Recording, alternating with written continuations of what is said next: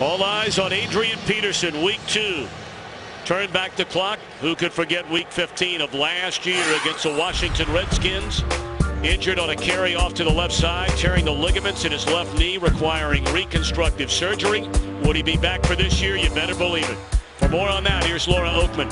Tom, everyone was looking to last Sunday to see how Adrian Peterson's knee would hold up, but Adrian told me he was looking to Monday, Tuesday, and Wednesday. Normally, he said it takes about a day, if even, for his body to recover after a game, but he said he got a little nervous this week when it took 3 days for the soreness to subside. But he said once it did, it felt stronger and more stable than it did this week, last week at this time. He said he's at 95%, that 5% being the explosiveness and the cutting. Tom, that's something he wants to see more of today. So too does his head coach, Leslie Frazier, beginning his second year. 3-13 a season ago, replaced Brad Childress as head coach 10 games into the 2010 season. And the first shot at being an NFL head coach for Chuck Pagano. Spent the last 4 years in Baltimore, last year as its defensive coordinator. And he doesn't like using that word. In fact, he won't use that word R for rebuilding. Because Coach Billick, he feels like he owes it to some of the veterans to feel like it's a next man up. We got to get things done right here and right now. And that's the way to approach it. Guys like Reggie Wayne and Robert Mathis and Dwight Freeney, they don't want to hear that rebuild. They're at the stages of the career. We want to win now. But they understand they're very young. This would be a big win for both teams, but obviously for Indianapolis, when you're starting out new like Chuck Pagano, you want to establish that the things you're doing are going to work for this organization, and a win at home in the opener against a beatable Minnesota Viking team would be just the ticket.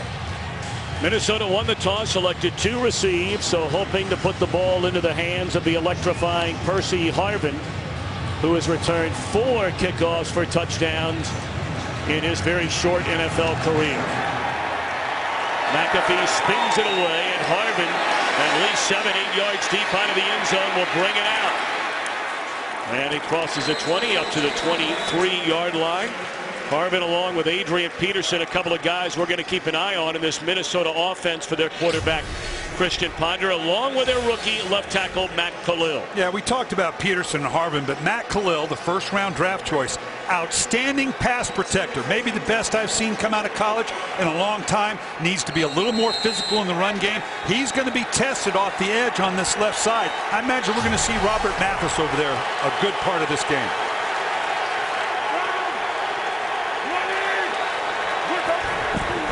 First down, they give it to Peterson. And he's up across the 25. We'll see where they spot it. On a good pickup on first down, tackled by Jarrell Freeman. Peterson carried 17 times for 84 yards in week 1 with a couple of touchdowns. Ponder hitting on 20 of 27. They got off to a terrible start the first 27 minutes. Their longest drive was 6 plays spanning 24 yards, and he cranked it up thereafter. Alert zebra! Down! Running! In the hands of Harvin, and he has a first down and more. Run out of bounds at the 39-yard line. Harvin touching the ball last week 11 times on offense, 6 receptions, 84 yards, 5 rushes, 20 more yards, and 88 yards in returns. They have great faith in Christian Ponder. I mean, when you talk about a quarterback managing the game, it means you think you can play pretty good defense and you're going to run the ball, and you can't turn the ball over. Christian Ponder, that was the best thing he did last week. He did not turn the ball over.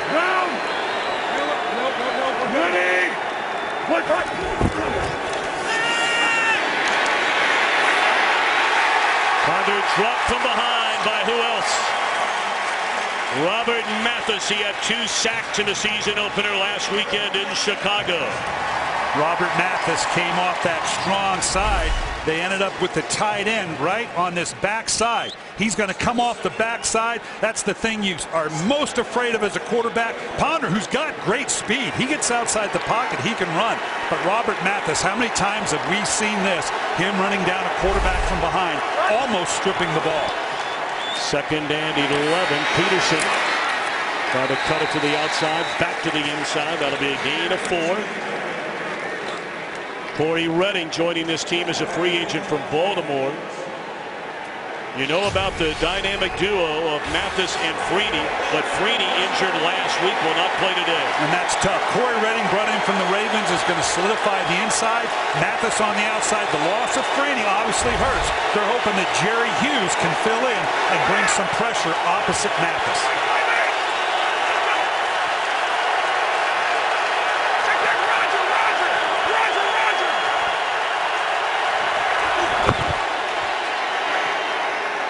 They find Harvin on the slant. He crosses midfield. It's a catch and it's a first down. We talked about Percy Harvin being all over the field. It's one thing to motion a guy out like a Percy Harvin, Jeremy Maclin in Philadelphia. You see the same way. But Harvin takes it to the next level. He can actually line up as a legitimate wideout on the outside, whether it be at the flanker or the wideout, get bumped by a DB and can get off that bump. He's a tremendous athlete that can literally play anywhere across the field.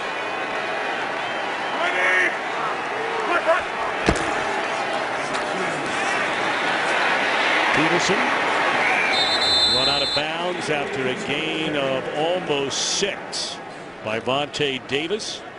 Bill Musgrave, the offensive coordinator for Minnesota. He does have some pretty good weapons to work with. They moved around this offensive line a little bit. They brought in some new pieces. They've let go some old pieces like the guards Steve Hutchinson and Anthony Herrera, but he feels like they're more athletic up front.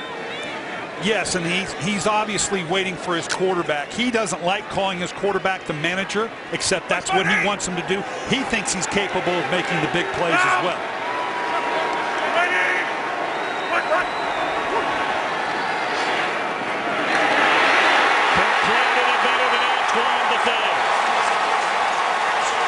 He sniffed it out from the free safety spot, and that's a loss of 1. And that's one of those things where Christian Ponder, looking down the field, right now he decides very quickly he's going out to the flat. I'm not sure he recognized where Bethea was. I don't know what he was looking at down the field, but he came off that rather quickly. That might have been very well have been the primary target, and Bethea was all over it. That's a loss of 7, putting him at 3rd down and 11.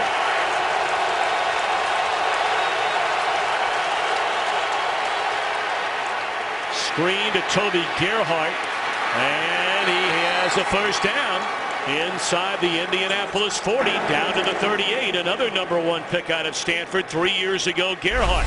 Well, with speed off the edge like Indy has, screens like this are something you want to run a lot of. Nice job at the tight end Rudolph right there. You don't need to blow people over. Just get in the way. And Toby Gerhart, this is a big back you don't normally think of as running screens, but he gets the ball in the open field. He may not make a lot of people miss, but he's going to run you over. So they cash in on 3rd and 11. This will be the 9th play of this opening drive of the afternoon.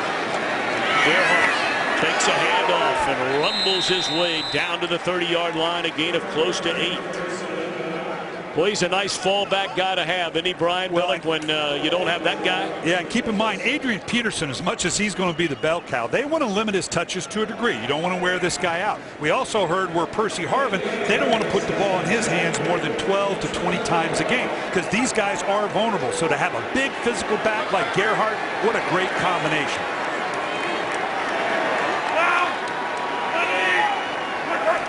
Harvin in motion, they give it to Peterson. And he spins his way down to the 21. There is a penalty flag. That flag coming right in the middle of the field.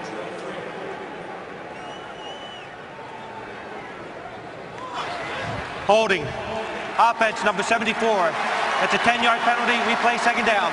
74 is Charlie Johnson. He, of course, spent 73 games, 57 of them starts, protecting Peyton Manning right here in Indianapolis. Played left tackle last year, and after drafting Matt Khalil to play left tackle, they moved him into left guard.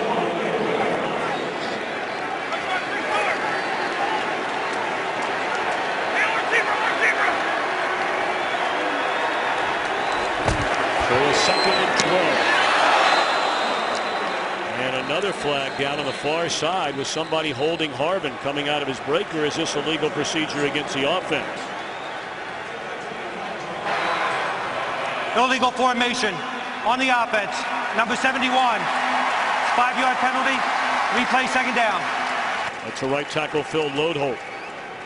Yeah, typically the offensive tackle, when he's called, many times they will warn you first. If you're taking some liberties with your pass set and you're a little deeper, as you will do sometimes, particularly against fast defensive ends like they're facing in Indianapolis, usually officials will come over and say, hey, you're cheating there, little pal. You make sure to get up on the line. They typically won't call it that early. Clearly here they did. A couple of big penalties that pushed them back close to midfield. So on second down and 17, they give it to Harvin. He puts up maybe 5, so it brings up another 3rd and long. They converted 3rd and 11 a short while ago. This time it's 3rd and 12. And this is where Christian Ponder, you've got to take the manager off the nameplate right now, because first and second down he's been very efficient, but if you're going to play that style of play, you've got to be able to convert on 3rd down, particularly on these long 3rd and longs. Anybody convert a 3rd and short, it's a 3rd and long where you make your money. Into the hands of Michael Jenkins. And he's to the 32, 4 yards shy of a first down. So out comes Blair Walsh, the rookie out of Georgia. They took him in the 6th round during the draft this year to replace the unbelievably successful and very popular Ryan Longwell. Well, you talk about a debut. Hit on all 4 of his field goal tries, a 55-yarder to tie it at the end of regulation, a 38-yarder, and what proved to be a game winner in OT. This one from 51 yards out. Right back through. How impressive is he? Tell you what, when you have that kind of faith in a rookie as they're developing now, that's a real plus. Online only at Southwest.com. Talk about a wild ending last week. 20 seconds left. A touchdown giving Jacksonville the 3-point lead. 55-yard field goal by Walsh tied it at the end of regulation. In overtime, Walsh hit from 38 yards, but because it was a field goal, not a touchdown, Jacksonville got the football. And on 4th down, incomplete. A wild one, and Minnesota starts the year with a win. I spent 9 years with the Minnesota Vikings, and that building, the silence can be deafening when things aren't going well. And it was that way for about 4 quarters leading up to the last couple of series, and then just exploded. Booted out of the end zone. So we'll get a look at Andrew Luck and the Colts offense when we come back. The official beer of NFL fans. Here we go. Certainly a hint of autumn in the air. Temperatures in the mid-70s in Indianapolis, Indiana. And now the home debut of #1 draft pick, 23-year-old Houston, Texas native Andrew Luck. Played collegiately, starred collegiately, of course, at Stanford.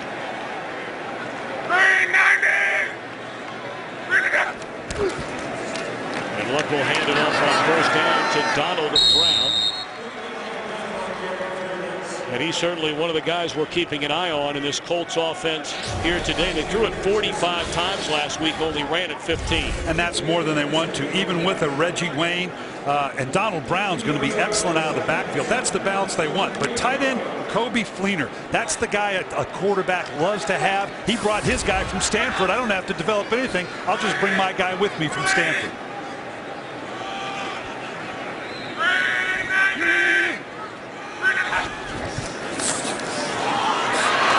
Again, Brown escapes a couple of tackles and turns it into positive yardage out across the 25. It'll bring up a 3rd down and a long 4. And this is what Donald Brown is really all about. The draws, the single back stuff out of the backfield. Bruce Arians, the new offensive coordinator, tends to want to be a little more downhill, but Donald Brown is a good single back runner. By that I mean he doesn't necessarily want to have a guy out in front of him. Looks like they missed a face mask there. He had to reach up and even correct it. Those are the type of calls obviously these new officials have been trying to emphasize.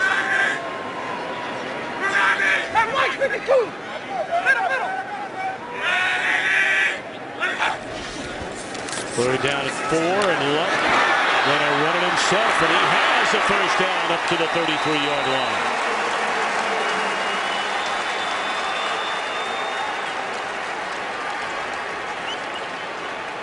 The athleticism, Andrew Luck, you can see here. He steps up into the pocket. He's going through his progression. A little swipe at the helmet there.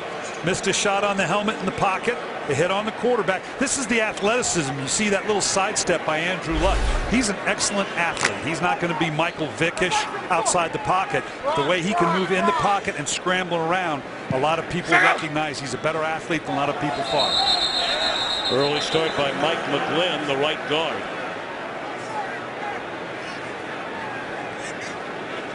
Or was there contact made by Christian Ballard?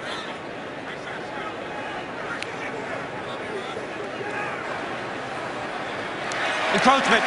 Number 98 of the defense. 5-yard penalty. Remains first down.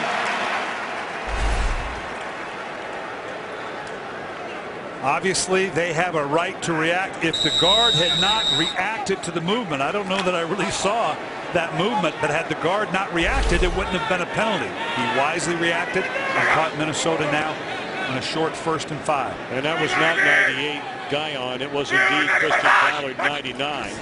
So on a 1st and 5, Luck's going to put it up. Chase from behind. He'll run it again and slides his way to a first down to the 44. Pressure applied by Jared Allen. Allen coming off a 22-sack season a year ago. A half-sack shy of the NFL single-season record set by Michael Strahan. And Allen couldn't quite get there. Jared Allen a little frustrated. He's jawing at the officials. He blamed them for taking away a sack from him last week. And they were right, by the way. Jared Allen's got to forget chewing at the officials. He's kind of using them as a scapegoat now for the reason he doesn't have a sack.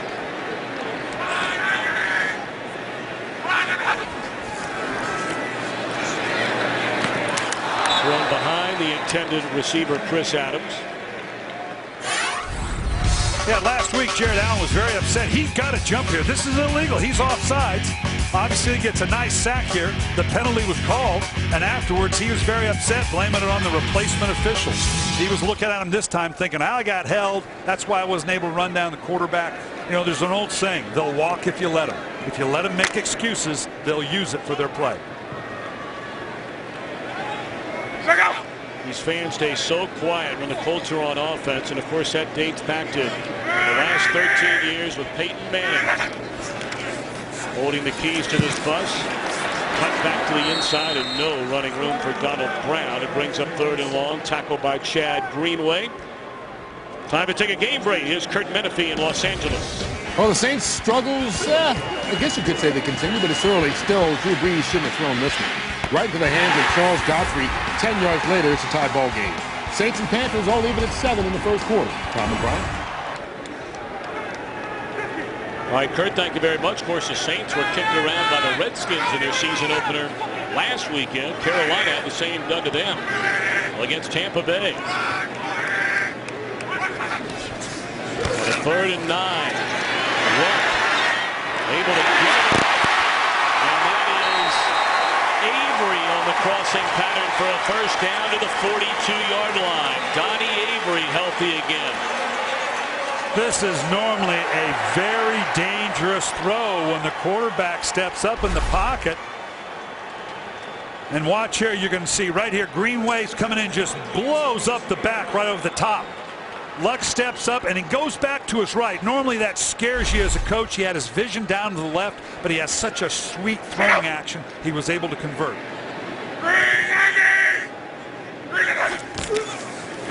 Back to the ground game. And more.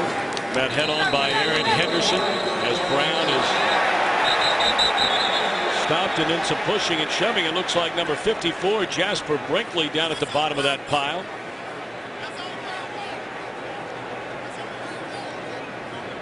And there is a flag down, and Antoine Winfield saying it's against the other guys.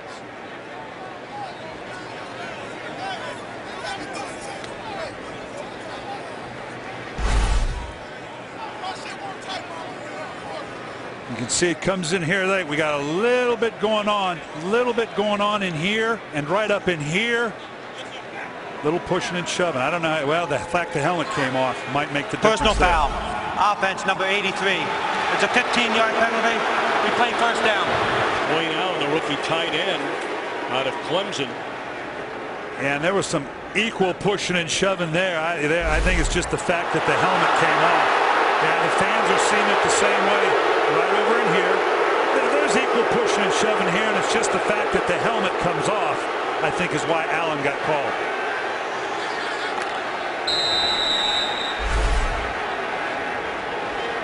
It's a big penalty. It's 15 yards. They were at the 42-yard line of Minnesota.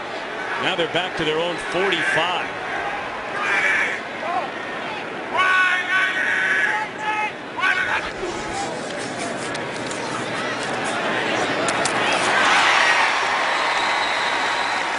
And that's caught at the 45-yard line. Again, it's Donnie Avery. Second down upcoming.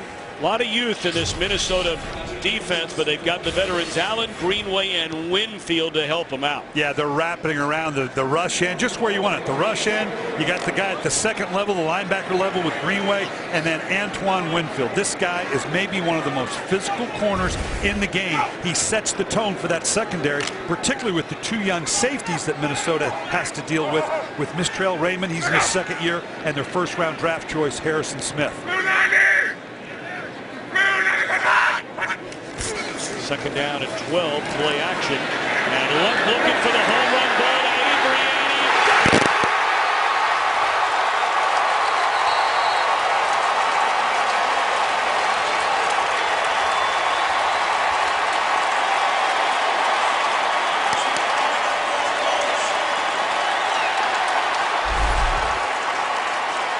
Avery's going to cross the field. Antoine Winfield now underestimates the speed just a little bit and the size. Antoine Winfield's 5'9", stumbled up there a little bit. Let Avery get in behind him. The last thing you want to see as a DB is the back of the number of a wide receiver.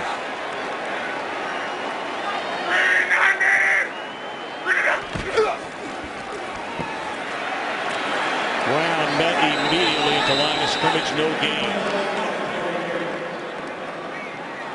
Greenway, a Pro Bowler for the first time a season ago in his 7th year out of Iowa. Boy, he's a ball player, isn't he, Coach Billick? Well, and the fact that he shores up that middle part of the defense. He's without his running partner, Ben Lieber. He's having to work in with some new guys, but he's such a smart player. That's the thing that you hear from the coaches over and over. He's such a smart player. Second and goal from the 3.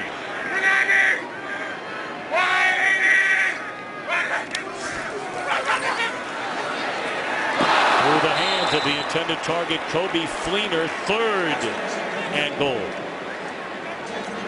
That was a good, safe pass by Luck, knowing Fleener, who again he's so familiar with from his time at Stanford, keeps it good and high.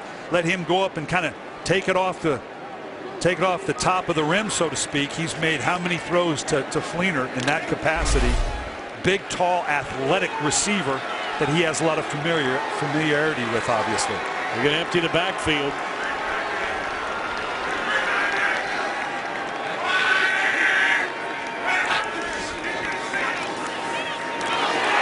Boy, he found the needle and threaded it to the tight end, the rookie Dwayne Allen. His first NFL catch is a touchdown.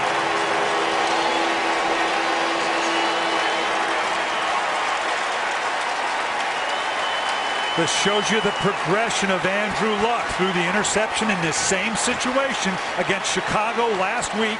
Outstanding play by Tim Jennings, the DB from Chicago. Here in the same situation, comes right back. I want you to watch where he throws this ball to the tight end. It's good and low. He has to basically take it at chest level or below. It was going to be all at nothing. A nice, safe, accurate throw by the quarterback Luck, showing that he learned from his mistake last week with the interception down in the end zone.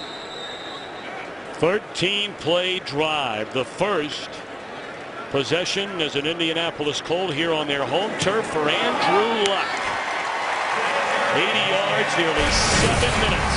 Game on in Indy. Good start.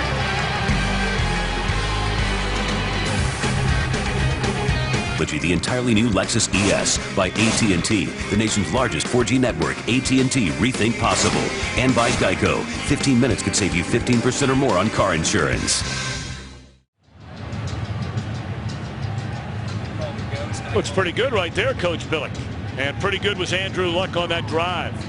Well, the thing that you love about it, tough start last week against Chicago. The 3 interceptions now were a learning experience, tough learning experience. A couple of them underthrown. I already talked about the great play by the defense in the end zone. To come back in this environment and to be put in the same situation and now convert, that's part of the learning progression you're talking about with a young quarterback. That's absolutely invaluable.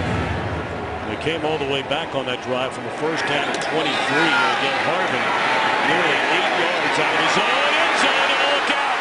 Percy Harvin run out of bounds at the 43-yard line. We saw that 104-yard kickoff return, which was not a touchdown last year against Atlanta. This one returned 50.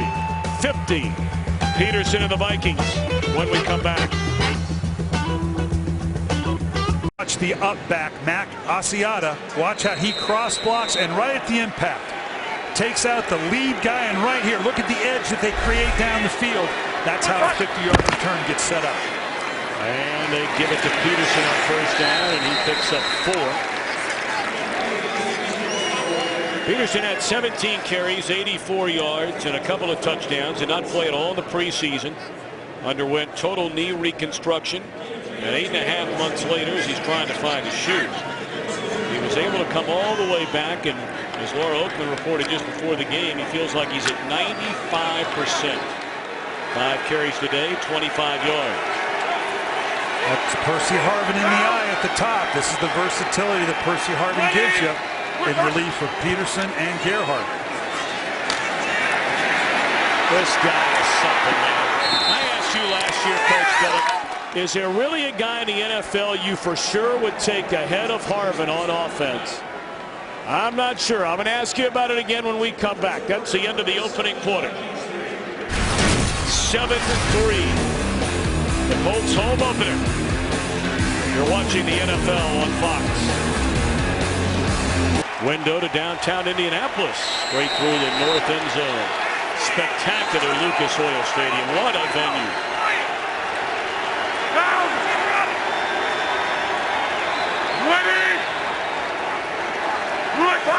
Harvin in motion on first down. We open the second quarter.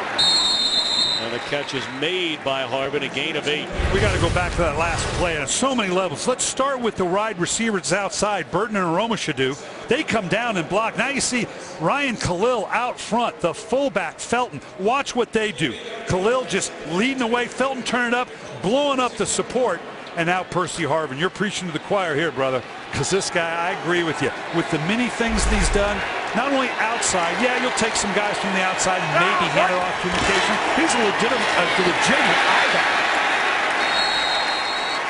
Second down and 2 and only a yard for Toby Gerhardt. I don't know, it just seems like every time we see Harvin, he's the most explosive player we see over the course of a year. By the time we wrap up at the end of January or end of December, early January. And like we said, he's explosive out of the backfield, running just a downhill play like that. He's explosive motioning out with crossing routes, and he's explosive down the field one-on-one with the DB. Third down and a yard. Timeout Indianapolis. You know, Harvin had a very strange offseason. He showed up at minicamp, for whatever reason was unhappy. He had requested a trade. After that day, he missed the practice the following day, returned the next day, but didn't want to talk about anything he had said. He showed up at training camp. He said, everything's cool. I'm happy.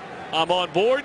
I'll do whatever Coach Frazier and the Viking staff want me to do. He's living in the moment, whatever the moment is. Remember now, he also had the issues with the migraines, which was a point as well. But this guy, yeah, you know, he just is so versatile, and you can see it is such an asset to have him along with the complement of, not to say that Adrian Peterson is a compliment, but what we say earlier, they want to be careful about not overusing Adrian Peterson. They certainly don't want to overuse Percy Harvin. They've got Toby Gerhardt. They've got the skilled people. You throw in Rudolph, the tight end. Christian Ponder, you can see why. Just manage the game, son, because you know what? Let the skill guys do their job. Well, here we go. Here's Harvin down here again. Now he's out of wide receiver. Third in the yard, and they're going to hand it off. And it's Peterson who tiptoes his way inside the 20 down to the 18, and it was Rudolph who led the way, the second-year tight end out of Notre Dame. I want you to look at Peterson here. Watch these jump cuts as he comes. Watch how many times he changes direction. 1, 2, there again, and the way he pushes. Right there, that solid change of direction to the right, to the left, again, right in through the middle. That's when they know Percy Harvin's okay. You're seeing not only him anchoring on the right, and Peterson anchoring on the right leg, the left leg, and then exploding. Gerhardt dropped for a loss. Fili Muwala along with Robert Mathis busting behind the line of scrimmage. And number 90, Corey Redding in the middle. Pagano told us about, he was one over. This guy has anchored the inside of the defense, came with Pagano from Baltimore. He said this was as big a pickup as they had because in the front seven, he's able to translate and set the interior of the defensive line in the way Chuck Pagano wants to run this defense.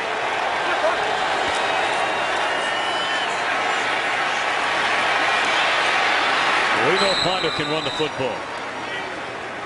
He went down headfirst right there. That's something his offensive coordinator, Bill Musgrave, is trying to get him to do. Dive headfirst rather than slide feet first. Yeah, and I want you to, Harvin is right out into here, and I want you to watch. Once Ponder comes out, he knows where he wants to go, doesn't like to look with Harvin. He's skating out, and now this guy has much better speed. He shocked me last year how much speed he had coming out of the backfield, but he's not a real big guy. He can't afford taking a lot of hits. Hence, get down when it comes time for the contact.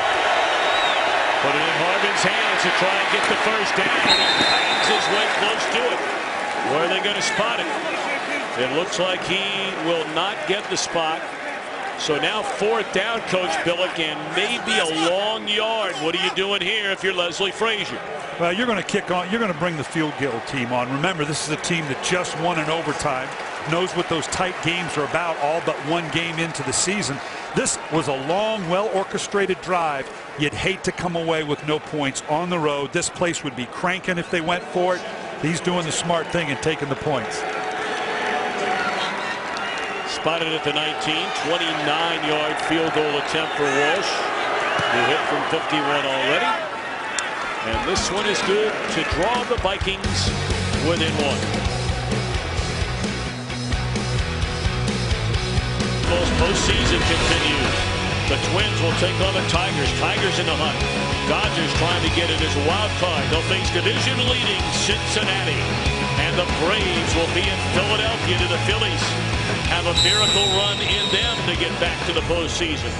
3:30 Eastern, 12:30 Pacific, Saturday on Fox.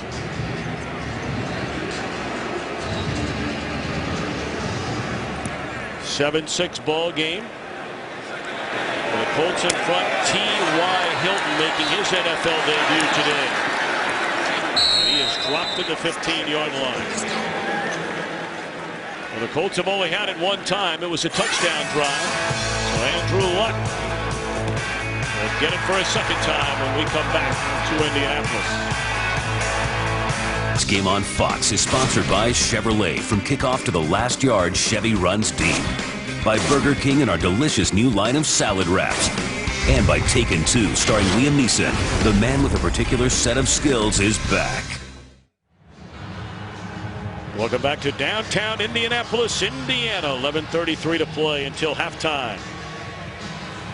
Jared Allen and the Vikings trailing 7-6 to Reggie Wayne's Colts.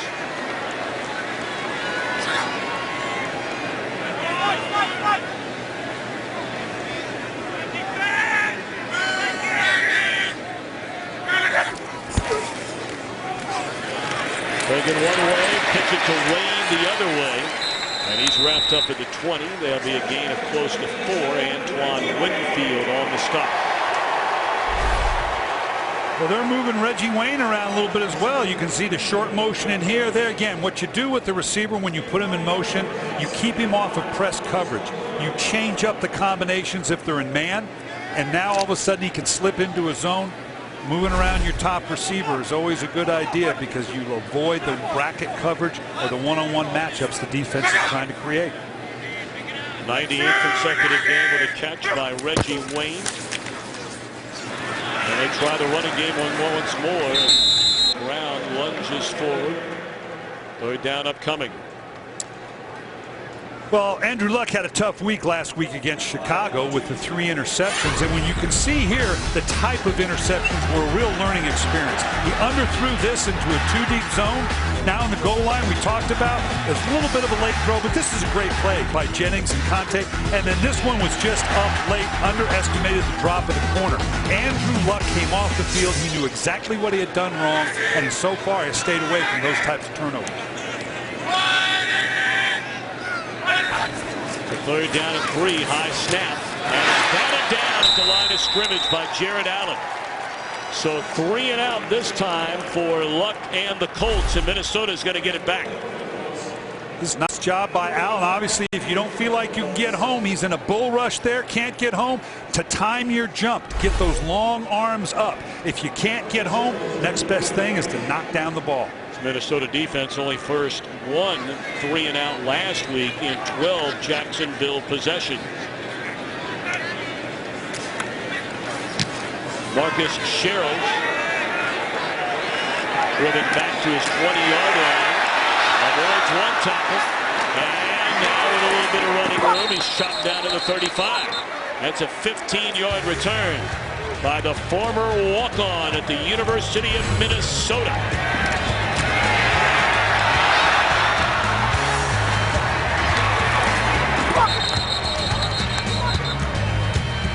Coach Billick, you talk frequently about swings in momentum after that 3 and out stop by Minnesota.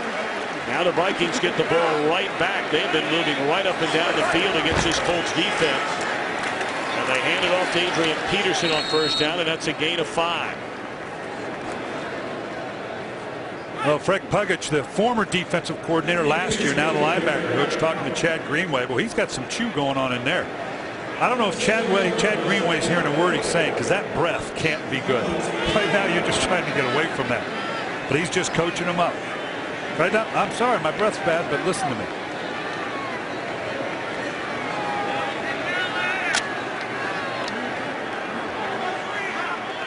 Second down and 4, they call it a gain of 6 for Adrian Peterson. 7 carries, 36 yards. And into the hands of Harvin. Well, I tell you, for a guy who's not all that big, he will take a hit, and he will put a hit on you. 184 pounds is Harvin. You're right. That's the thing that stuns you a little bit, is how physical he's willing to be. Down here on the goal line when they were trying to get the first down, his ability to drop the shoulder and just take people on. That physicality, along with the obvious speed and quickness this guy has. You wake up with that, by the way. That's not coaching. As much as I'd like for you to be, you woke up with that talent.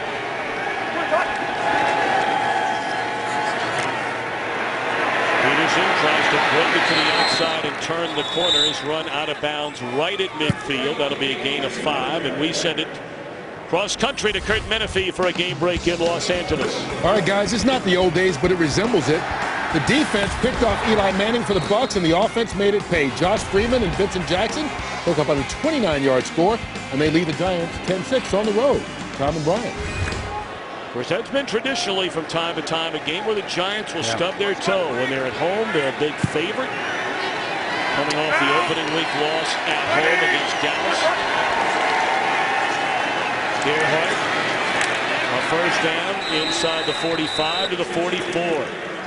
Boy, this Minnesota offense is just running right through this Indianapolis defense. I want you to watch the action here of Harvin motioning. They've done this a half a dozen times. They fake him on the reverse. We used to call that a ghost reverse. Just the threat at some point as they begin to close down on these inside runs, they're going to give that ball to Percy Harvin. And Jerome Felton, their starting fullback, who was so good last week. Leslie Frazier said he simply had an outstanding game. He's been a good player in this league for a long time. And it's a rare breed. A lot of teams don't have that good fullback anymore. And you want to bring that hammer, and particularly when you got a back like Adrian Peterson. We talked about Donald Brown preferring to be single back. Adrian Peterson loves to have a blocking fullback in front of him. Well, where the Colts have really gotten down to business is once Minnesota gets close to that 20-yard line and inside the 20. But otherwise, the yards, my, oh my. 72 rushing, 55 passing. Back to the ground again with Gerhardt for 2.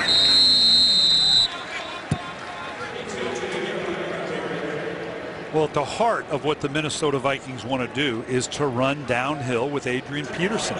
And once you start to collapse those edges to try to account for those inside runs, that's when he is so good at being able to bounce it outside, or like we said, with a Percy Harvin, maybe flip him the ball or run a reverse. You're constantly trying to get the defense to shrink itself so you can get outside the edges.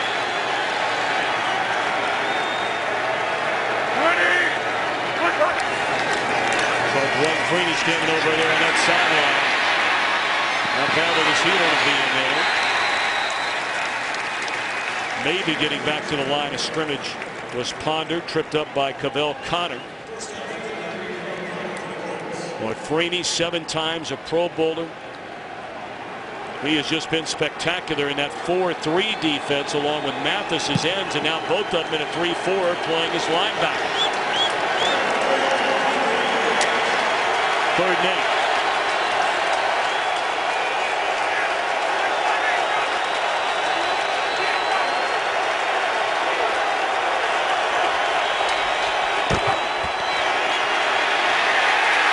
Ponder coughs it up. Is that Corey Redding down at the bottom of the football waiting for an official ruling, and Redding saying I have the ball. And so too does a referee. Stripped out of there by the former Canadian Football League standout Jarrell Freeman, and then covered up by Corey Redding. So a big stop for the Colts, and now great field position already with a 1-point lead. From kickoff to the last yard, Chevy runs deep.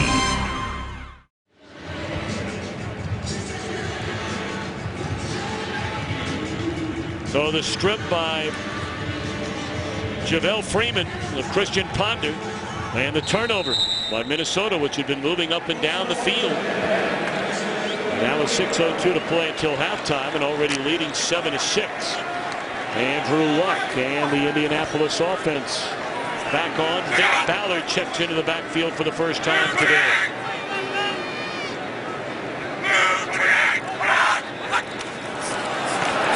Flags down. Luck had it tipped, and it wound up being underthrown after it was tipped.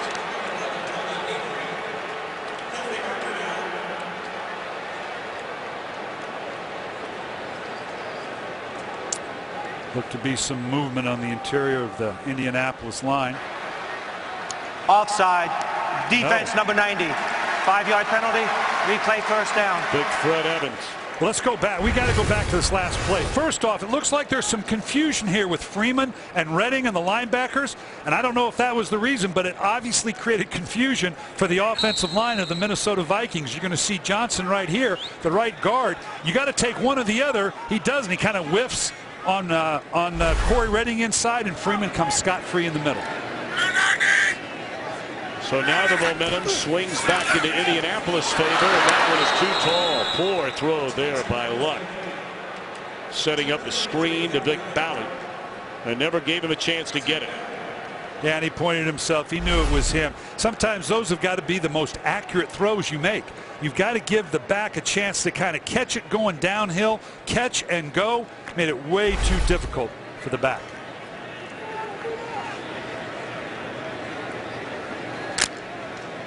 Going to look at the quarterback numbers. Luck, the touchdown pass to Dwayne Allen on a 3rd and goal back in the opening quarter. Went 3 and out, his only possession here in the second quarter. And on 2nd and 5, they give it to Ballard. And he has a first down to the 33. They'll spot it at the 34.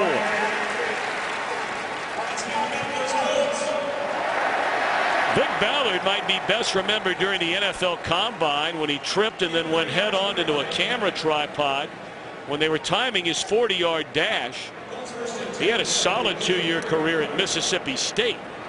And Bruce Arians, the offensive coordinator here in Indianapolis, twice has coached at Mississippi State, and that's where he got the inside on Vic Ballard.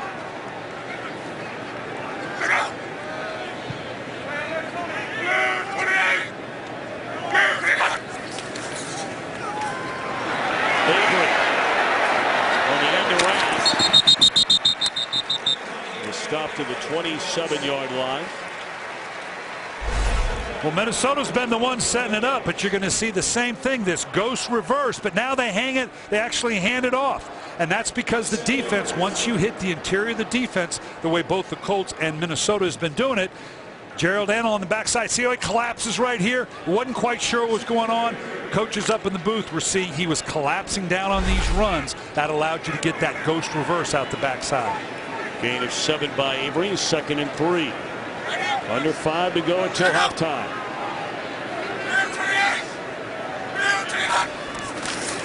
Inside to Avery this time. And he tries to cut it back to the inside and met Antoine Winfield.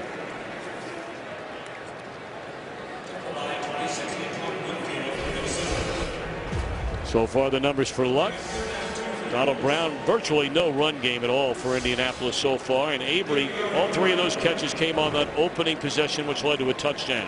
And Bruce Arians, the new offensive coordinator, would love, he's all about getting that run established, going back to his Pittsburgh roots. He'll put him in the gun and throw it every time if you want. He did with Ben Roethlisberger, but he knows for his rookie quarterback, Andrew Luck, you don't want to be on a 45 pass pace like he was last week against Chicago. Third down, they're going to roll him out, and a crossing pattern, and again it is Avery.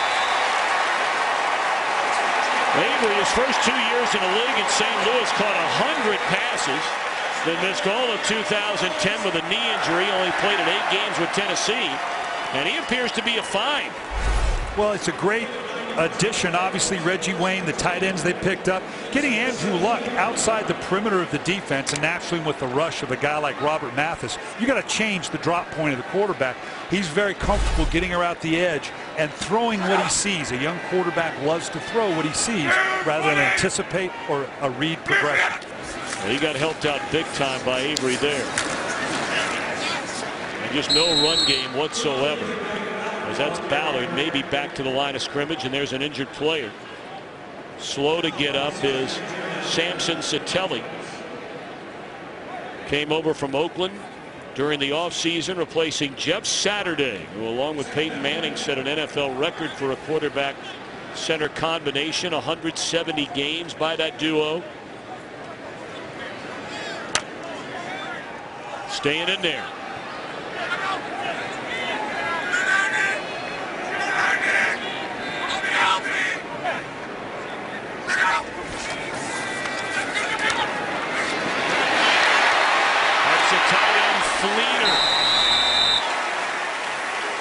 And he's very close to a first down. And their center Satelli this time has to come off the field. Yeah, you can just see right here when you have to gun snap like that, and all of a sudden you're turning back and bodies are coming everywhere. Whatever happened on the last snap, obviously it's not feeling right. And this is the tough one. You bring in the backup center down in this situation. Well, they just brought in big Trey Essex Spent a number of years in Pittsburgh. He's a Fort Wayne native. We'll see where they play him. He can play anywhere on the line.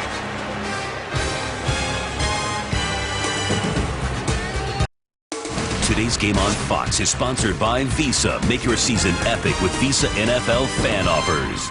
Mike McGlynn moves from right guard to center. Trey Essex just signed this week. Is now at right guard. And Linkenbach is already replacing the injured Winston Justice at right tackle. Third down and a yard. I don't think they got it. So a decision now, depending on the spot, as Henderson came up to make the stop. All right, what are you going to do now if you're Chuck Pagano? You have 1:54 left. Fourth down and a yard. You're ahead 7-6. Well, we always talk about the scoring differential. So now you take this thing at 7-6. If you take the field goal, all right, a little conservative, but now you're talking about a 4-point differential. That means a touchdown. It takes a touchdown to beat you. I think you have to go for the field goal. Certainly you want the touchdown, but the way the game's moving right now, we're talking 7-6 here, closing in on the half. I'm not sure I don't take the touchdown differential in this situation. I kick the field goal. I know you're looking cross at me about it. You wouldn't want to do that, but I tell you what, when I don't want to do it. Come on. When I don't kick the field goal, and I end up losing by 2 or 3 points, I want you standing there with me on the sideline so I can point to who made that call. No. Yeah, and the fans, you know, the fans want to go for it. I understand that. Right up to the point that you don't get it. Now all of a sudden, now you lose 9-7. That ain't good. All right, Vinatieri on for a 26-yard field goal attempt. He's hit his last 31, all 31, from inside of 40 yards here at Lucas Oil Stadium. And he snuck that one in the right upright. Colts do indeed tack on. Make it a 10-6 lead. Minute 49, 3 timeouts left for Minnesota when we come back. Colts in front, 1:49 to play until halftime. And I beg your pardon, a moment ago was Minnesota charged with a timeout. So the Vikings have 3 to play with at the beginning of the half, and now they're down to 2.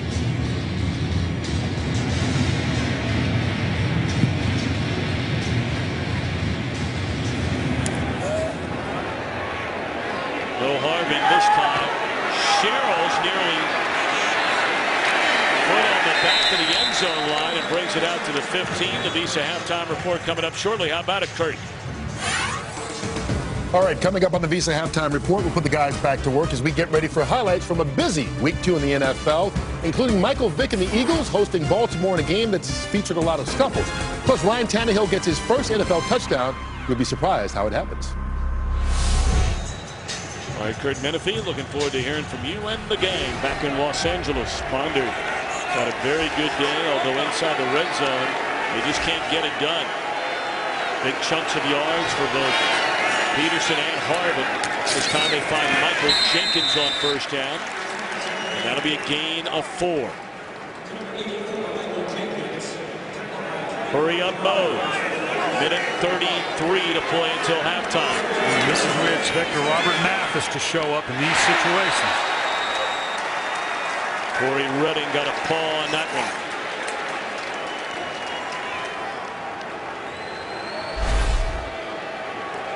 Corey Redding coming right down the middle of the pipe, pushing Sullivan back that buck, just like we saw Jared Allen not long ago. You bull rush up the middle, you know you can't get home, time you jump and put that big paw on. First pass incompletion by Ponder, so now 3rd and 6.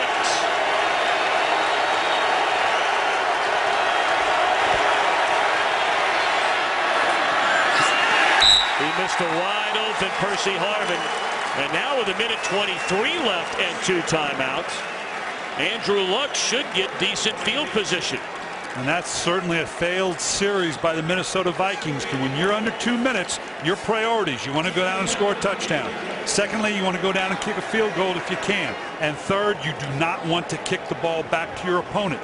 You cannot give them an opportunity, which much better field position than you started off with. That was a terrible possession by the Minnesota Vikings. Punted away, very poor punt by Cluey. And it'll take a favorable bounce. 35-yard line. Well, of course, last weekend we had 5 rookie starting quarterbacks in the NFL. That's the most since the merger in the history of the league in week 1. Only one winner in the group, and that was Griffin, who did not throw an interception. Yeah, and a very typical rookie numbers here when you look at the touchdowns, interception, Luck 3 interceptions, Tannehill 3, Whedon 4, and a nightmare of a day. Very typical of rookie outings. There had only been 2 rookies prior to last weekend ever that threw for over 300 yards in a debut. Peyton Manning in '98, Cam Newton last year. Safe pass to Fleener. And that's up to the 40. Closing in on a minute. Colts have 2 timeouts. Remember, you got your backup center shooting these gun snaps back here. Always a bit problematic. Beautifully thrown ball right at midfield. Mwelde Moore the catch. And a timeout is called by Indianapolis. 45 seconds left. Let's check in with Laura. Backup center staying in there for a little while longer. Samson Sattelli came into the game, Tom, wearing a brace on his right knee. The trainers are looking at his left knee. He has been brought into the locker room for evaluation. I'll let you know when the Colts give official word. All right, Laura, thank you. This is what I'm talking about. You know, you're a backup center. You don't get a lot of practice anyway, and you certainly don't get a lot of practice at the gun snaps. You got to start every play as as Andrew Luck does right now, worrying about where's that snap going to be. Adds another dimension to your checklist of what do I do now.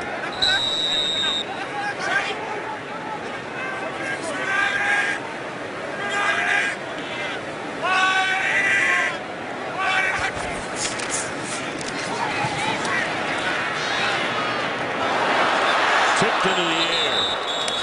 Just short of getting the interception was Josh Robinson. Broken up by Harrison Smith. The second of 2 first-round draft picks by Minnesota. Smith came out of Notre Dame. Some people thought that Smith maybe was pulled up into the first round a little arbitrarily. But I tell you what, this guy's got great vision. He's got great instincts. You talk about changing things up for the young quarterback Luck. You got to be careful these 2 young safeties don't get crosswise as well.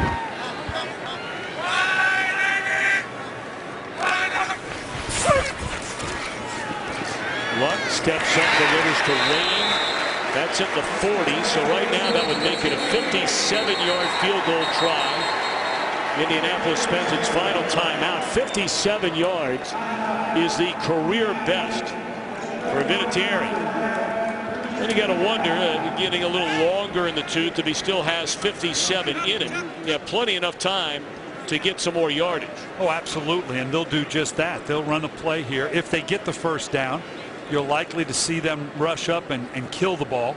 That gives them because right now the down is secondary to you. It's the timing. So if they get the first down here, they'll come up, spike it, give themselves a more orchestrated call. The problem is now that they are out of timeouts, so you've got to make sure you leave yourself with your play calling an opportunity to kill the ball or run out of bounds as we get closer to the point where you need to kick this field goal. Well, they got to convert on the 3rd down. It is 3rd and a yard. Colts have cashed in 4 of 6 on 3rd down. They were only 2 of 10 last week against the Bears. I think we're going to see a trap or a draw here. Yep, you called it. That is good enough for a first down for Donald Brown. Now they'll hurry to the line of scrimmage and try to spike it. Blocked out at 20. All right, now, Coach Billick, do you run one more play? You have 20 seconds left. What was sort of your barometer about what you could do or couldn't do at this point with no timeouts left? We're right at it at 19 seconds. At 19 seconds, you have the opportunity to get your panic field goal team on. That says if you drop the ball off, get a few yards, you can run your field goal team on there. He still has, on the down and distance, a chance to spike the ball. So they're in total control right now.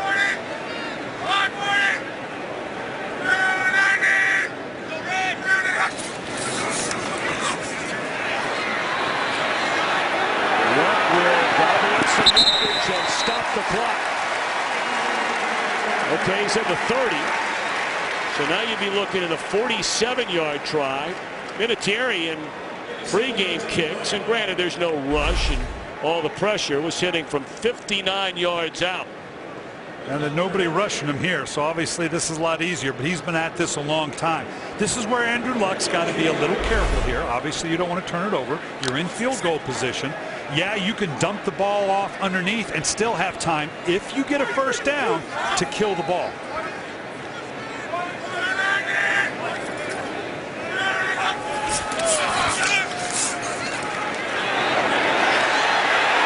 What does he do? He finds Reggie Wayne for the touchdown.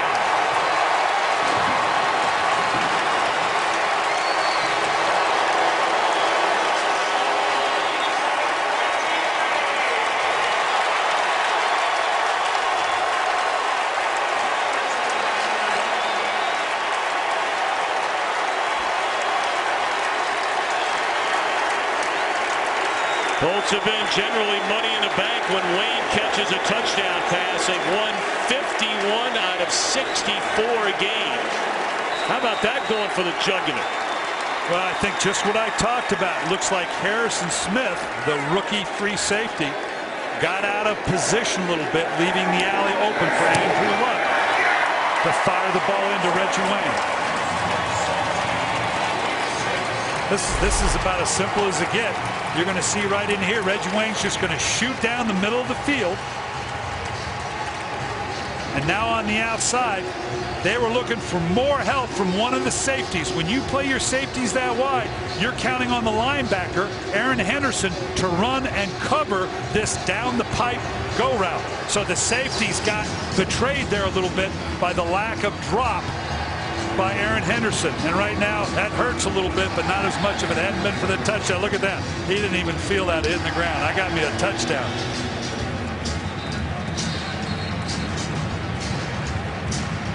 Here you can see, stop right here.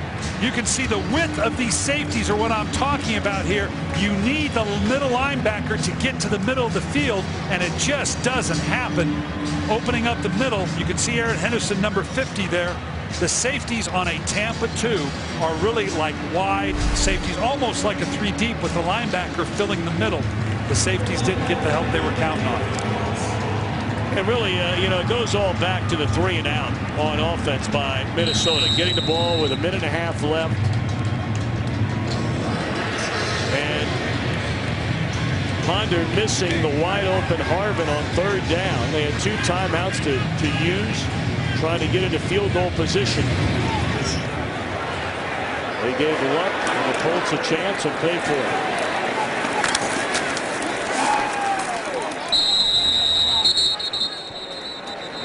DeAndre Reed bringing it back up to the 33-yard line. Only 2 seconds left in the opening half. Well, you talk about swings and momentum, and Coach Billick, you talk about them all the time. Minnesota was moving the ball. Big sack and a fumble by Ponder. It leads to the field goal by Indianapolis. Then the 3 and out with a minute and a half to go. Getting the ball back again to Indianapolis and right down the field for a touchdown. And that's what Chuck Pagano, let's get the call here. Illegal formation on the kicking team. That's a 5-yard penalty. Will be added to the end of the run. First down. Well, you don't hear that too often. Typically what that means, it wasn't offsides. You have to have a certain balance on either side of the kicker, and they obviously did not have that. But the thing that Chuck Pagano, get back to what you're talking about, Tom, he's got to be excited about is it's one thing to recognize the potential of that swing of emotion, but for your team to take advantage of it. That young offensive team did just that. They came in, they answered the bell, not just Andrew Luck. We saw a completion to Fleener as well. They kept their composure, did a nice job, and for a young team to take advantage of that swing of emotion you're talking about is a huge, huge learning factor.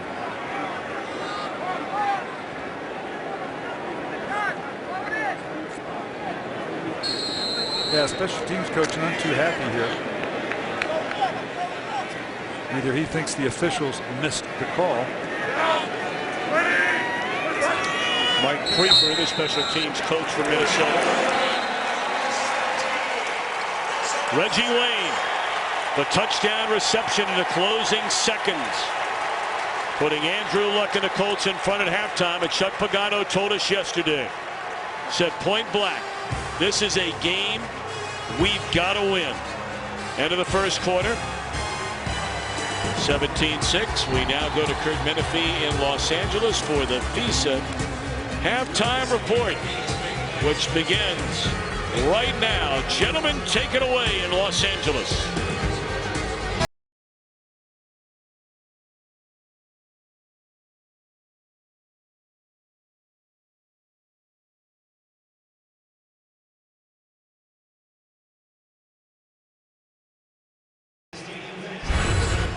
(17-6) on a pair of Andrew Luck touchdown passes.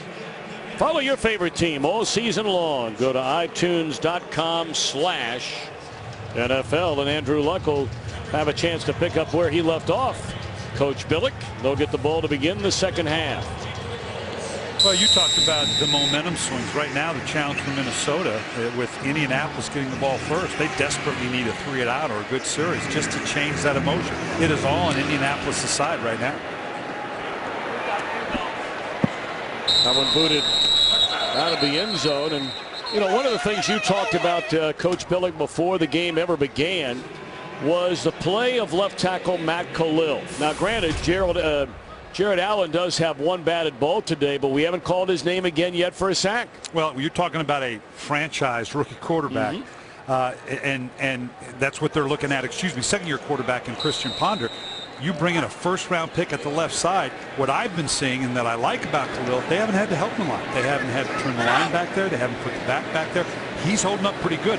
That's going to frustrate, obviously, for the defensive ends. It doesn't matter if they don't have training, obviously. But Robert Mathis, if they want to bring him on the outside, if you can isolate your tackle one-on-one, then you don't have an issue. And obviously, I misspoke there. The guy I was trying to get at ultimately was the left tackle Anthony Costanzo, who was the #1 pick a year ago by these Colts and missed a lot of time last year, but he's held up well against Allen. I beg your pardon. Same issue, though, we're talking about. You're talking about your franchise quarterback in Andrew Luck in the hands of Costanzo, who did not play a lot last year. So it's like he's a rookie. He's held up against Jared Allen. He has not had a lot of help. On second down, they get the ball into the hands of T.Y. Hilton. He's out across the 35 and all the way up to the 40-yard line.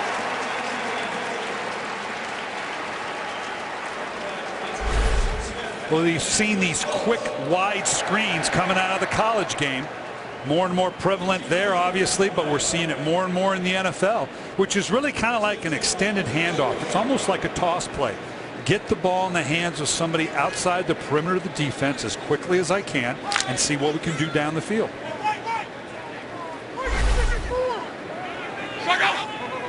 Hilton did not play in the season opener last week with an injured shoulder, so today is his NFL debut. And on the ground, they give it to Donald Brown. And he is wrapped up, but not before a gain of 8. Well, we talk about that left side and holding up. I want you to watch what happens here. Allen comes right hard inside. They even have pressure. Nice job by Reggie Wayne right here. They had pressure from the outside. Fleener holds off Allen on the inside, somewhat figuratively, maybe literally. And Reggie Wayne, nice job picking up the blitzer that leads to the first down or a big gain on the outside. Second down and 2. Opening possession of this second half for the Indianapolis Colts. Looking to add to a 17-6 lead. And no running room this time. Let's check in downstairs with Laura Oakman. Tom, Leslie Frazier said Andrew Luck has done a great job scrambling, but says we have to stay in our rush lanes and most importantly, get them off the field on third down. As for Chuck Pagano, right now Mike McGlynn is under center. He said that he has all the faith in the world with him. He takes a lot of snaps during the week under center. No official word yet on Satali. I'll let you know when they give one. Thank you very much, Laura Oakman. So here is that third down Leslie Frazier told Laura about. Got to get that defense off the field. Well, they're 6 of 8 right now, and 75% is going to win for you.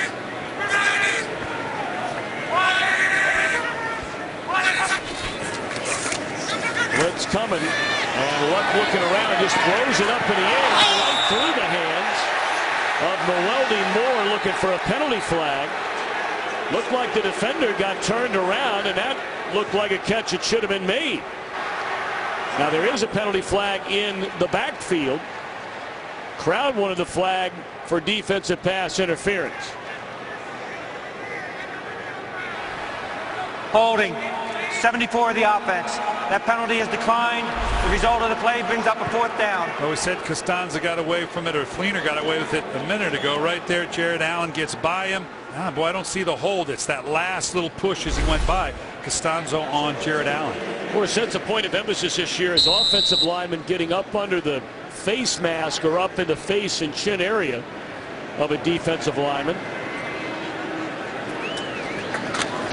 And now McAfee, the punt, and he's hit, and a flag comes down. So Sherrills will bring it back across the 30-yard line, but it looks like this drive for Indianapolis will continue. That's Everson Griffin back there. Andrew Sendejo is also charging the punter. Personal foul. Roughing the kicker. Number 34 of the defense. 15-yard penalty. Automatic 1st down. And that is Sendejo. Well, this was a jailbreak on the inside. When you come that clean, you've got to put your hands on the ball. You got 2 guys coming in here, and it just enough good. Not a bad acting job there by the punter. But you come that clean, that's the tough one, because you want to get your hands on the ball, you want to block the punt, but you had better touch it, or otherwise you're for sure going to run into that punter.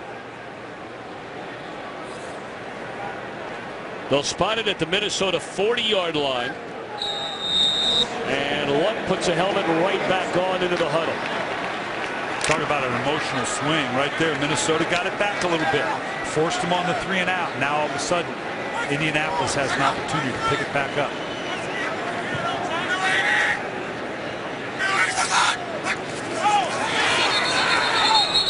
Blown dead before it ever got started. False start. Offense number 66. It's a 5-yard penalty. Remains 1st down. That's Trey Essex. We talked this week. A lot of times during the week, you follow the NFL and there'll be a sign made. They bring in a guy who just got turned loose by somebody else, and you think, not a big deal. Well, this is one of them. Obviously, it's a big deal. Trey Essex with Bruce Arians, the offensive coordinator at Pittsburgh for many, many years, was just signed this week. He grew up down the road in Fort Wayne, Indiana, went to Harding High School there. And now he might end up playing this entire second half after the injury to the center, Samson Satelli.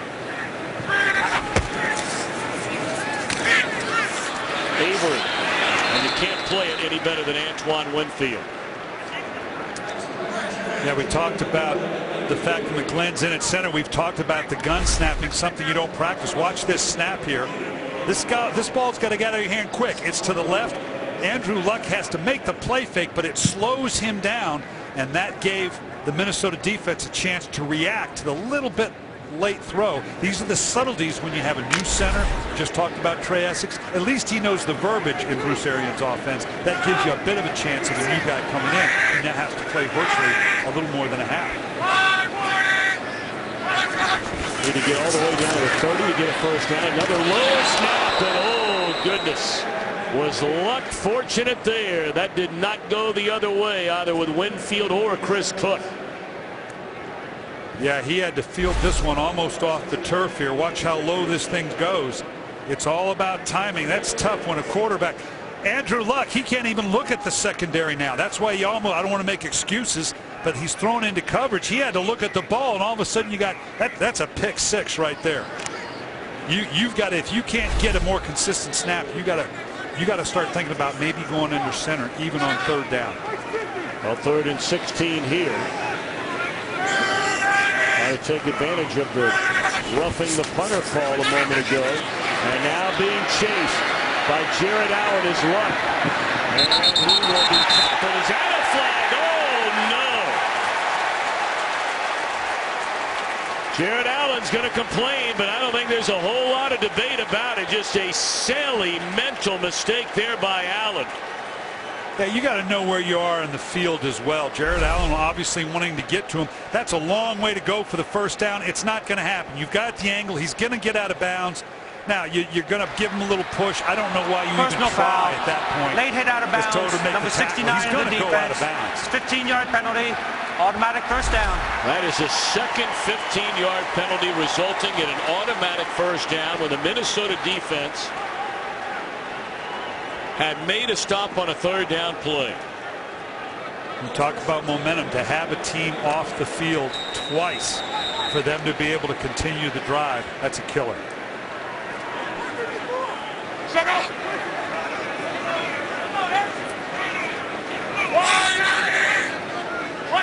Well, first and 10 at the 30-yard line against Donald Brown.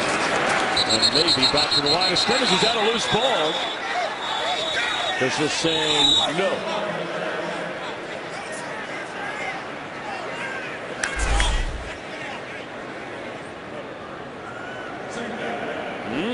Boy, that was the knee down? Yeah, if they blew it dead, looks like the ball is going to come out. That the right knee looks like it is down. Boy, that's a tough one right there. And the elbow came down before the ball was jarred loose.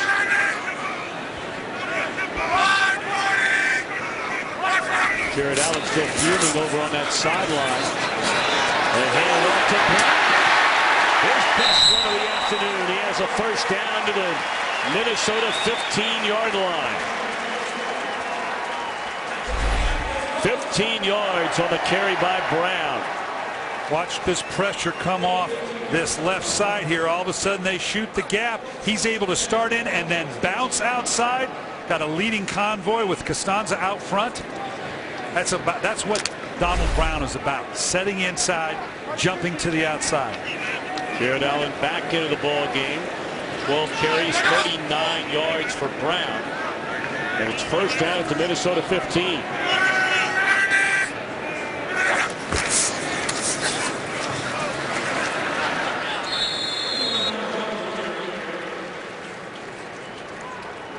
Brown, the number one pick out of UConn, and you can't call him a bust because he's been sharing so much playing time the last couple of years with the aging Joseph Adai.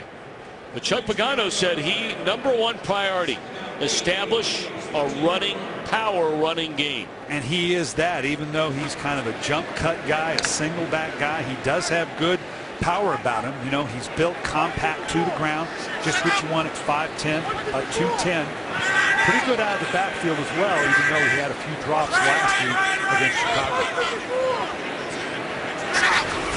Second down and 8, another low snap. Thrown behind the intended receiver Fleener. There is a penalty flag in the backfield.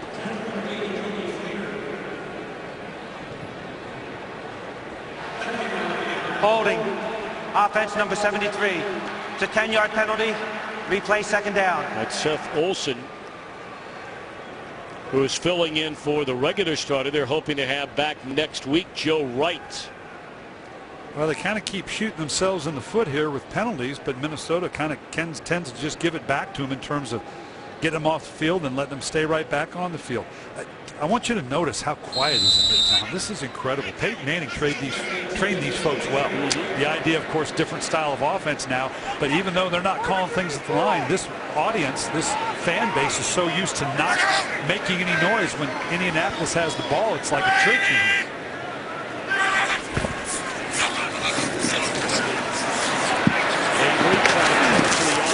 And he is chopped down by Harrison Smith.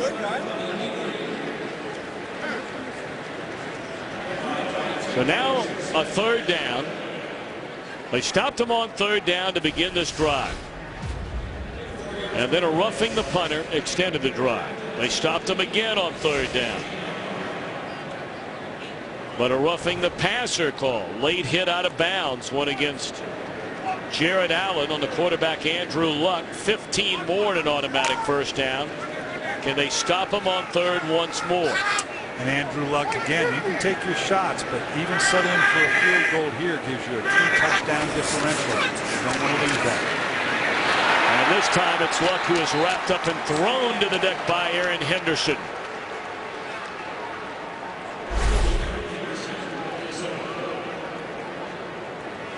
Right here, Henderson pulls the trigger from the inside.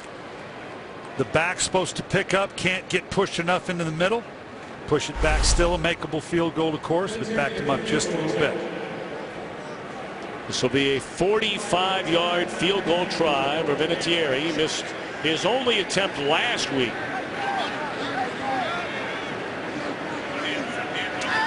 Good snap, good hold, and it is good. 17-6 becomes 20-6. 7:06 left in the third quarter. Today's game on Fox is sponsored by Southwest Airlines. Find our fares online only at southwest.com. By the all-new Dodge Dart. Dodge, new rules. And by the Samsung Galaxy S3. The next big thing is here. Back to the NFL on Fox. 20-6. 2 huge penalties on that drive. Yeah, obviously the blocked punt on what we're going after the punt that should have been Minnesota's ball, and then Jared Allen, poor judgment in knocking him late out of bounds. Both of them gave new life, new opportunities for Indianapolis to move down the field. Only came away with 3, but that put it to a 2-touchdown differential. That's huge. Alrighty, it'll be Harbin again waiting on the kick, and he will not return this one. Minnesota gets the ball for the first time in the second half, trailing by 14. Right, Eddie George and Joey Harrington get you ready for kickoff. Then 2 unbeatens, number 15 K-State will be in Norman to take on 6th-ranked Oklahoma. Saturday, 7 p.m. Eastern, 4 Pacific. On Fox, of course, they had a big win yesterday. 4 straight years, Stanford, Oliver Luck's alma mater, pounding away at USC and Lane Kiffin going down. I saw Kobe Fleener in the lobby coming over to the game. He said he had to calm himself down. He was so fired up. That was a huge win last night. David Shaw played for me at Stanford, coached for me in Baltimore. He's going to be up at this level as a head coach real quick. There's Jim Harbaugh. He's done all right so far in the NFL. Been pretty good. Reaching the NFC Championship game last year. Second down, Ponder. First catch today by Kyle Rudolph, the big tight end who grew up just down the road in Cincinnati and played collegiately at Notre Dame. They figure him to be a big part of this offense for many years to come. Well, he used his size. This is actually pretty good coverage here by Connor. He's right there just by the length of the ball. Rudolph has great hands, great size, becoming a real favorite of Christian Ponder. You know, we're past the stage in the game where Ponder can manage the game. This is where now as the starting quarterback you're going to have to make something happen to get your team back into the game. Peterson, his longest carry of the day today has been 6 yards. Let's check in back in LA with our friend Patrick O'Neill. All right, thanks very much. Let's go to Carolina. Saints in trouble. D'Angelo Williams up the gut for the touchdown last week. Carolina rushed for a franchise-tying low 10 yards, but Williams already 8 carries and 58. 28-13. Tom, Brian. All right, Patrick, thank you very much. Well, there are a lot of upsets going on around the NFL right now. And we'll keep you up to date. Peterson, no running room. That'll bring up 3rd down and 7.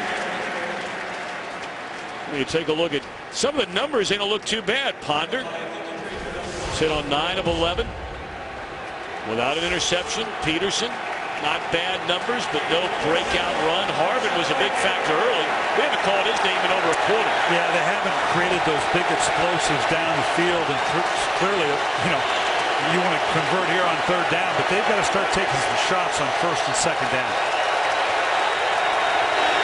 Blitz coming, 3rd and 7. They get it away, and Rudolph dropped it. Not sure he would have had enough for a 1st down. With him step for step was Freeman. Well, they put Rudolph on the outside, matched him up with Connor again. This is the matchup you want. You got to show those good hands here. Not only he knew I got to catch the ball, drop my shoulder, and get the 1st, because I can't. If I get tackled here, we're going to have to punt. He had his mind on getting that 1st and took his eyes off the ball. Cardinal sin for a receiver. So again, they will punt it away. T.Y. Hilton stands back at his own 10. Low line drive punt. Boy, Kluwe again the beneficiary of a nice bounce. Kluwe has not punted well today. That one down by Jamarcus Sanford. And Sanford sprinting down the field, putting Indy in a tough spot.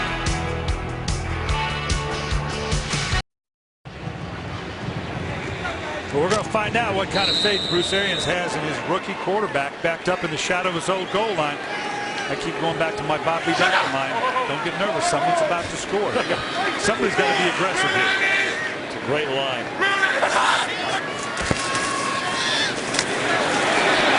Right at the goal line. Of course, the Saints are calling for a safety. That's not going to happen. Greenway and Brinkley stepping up there along with Allen. And this is all about mano on mano, body on body. Look at the surge this defensive line of the Minnesota Vikings have. Just pushing right down the middle. You could see there Kevin Williams, as he always does, just blowing up the middle of the line. When I talk about being aggressive, that means the defense too. They've got to make something happen here, down by 2-4. He avoids a sack in the end zone and then throws incomplete with an eye on Fleener. Robinson just missed getting a pair back for Minnesota. Watch the athleticism of Andrew Luck here. Just is able to step. That should have been a sack right there. And suddenly, it's not only had to scramble around, he immediately gathers himself, steps away from the sack by Robinson, and now gathers himself to make a throw down the field. That is a good athlete. All right, so now 3rd down and 11. And they're going to run it. And it's a pickup of 3 and a 3 and out. And Minnesota figures to get excellent field position down 20-6 with 3:45 to play here in the 3rd quarter. There are key times in the game as a coach that you now have to seize the momentum. And this is one of them. Obviously fairly obvious, but you've had a great defensive stand. Now if you can get any kind of punt return by your special teams, you got your offense set up for a score. Well, Star NFL to download NFL Mobile right now. Get coverage of every NFL game. McAfee from his own end zone puts a foot on it. Well, what a beautiful punt. Chasing Sherrills all the way back to his 30. Not a big block. There's a flag down. And will it be another Minnesota penalty to take him out of a pretty good situation? 64-yard punt by Pat McAfee, and what a time to get it. Well, you talk about a switch of momentum. Minnesota poised to totally take control of the momentum and be in scoring position. During the return, 99 of the return team block in the back. It's a 10-yard penalty, 1st down. Holy Moses. They're going the wrong way on both ends of the field.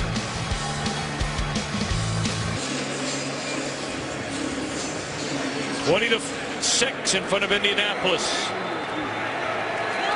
And now Christian Ponder, after the penalty on the punt return, begins his drive from his own 31-yard line. Coming out throwing on 1st down. Looking around, rolling, tuck it away and step out of bounds at the 35. You talk about a change of momentum. You're going to see here a 75-yard punt in the air with a 5-second hang time. That in itself changes the potential setup by the Minnesota Vikings. Then that shot right there, a block from behind, backs it up, another 10. Late flag came in on that 1st down run by Ponder. After the play was over, personal foul, unnecessary roughness, number 75 of the offense. It's a 15-yard penalty. It'll be 2nd down. That's Matt Khalil, the rookie out of USC. Some of the frustration of what we're seeing may begin to settle in here. 68 coming in here, and boom, that late hit right there. Not needed. You know, we saw Jared Allen tackling the quarterback late out of bounds. Quarterback is out of bounds with a late hit like that. Frustration of Minnesota Vikings showing up right now.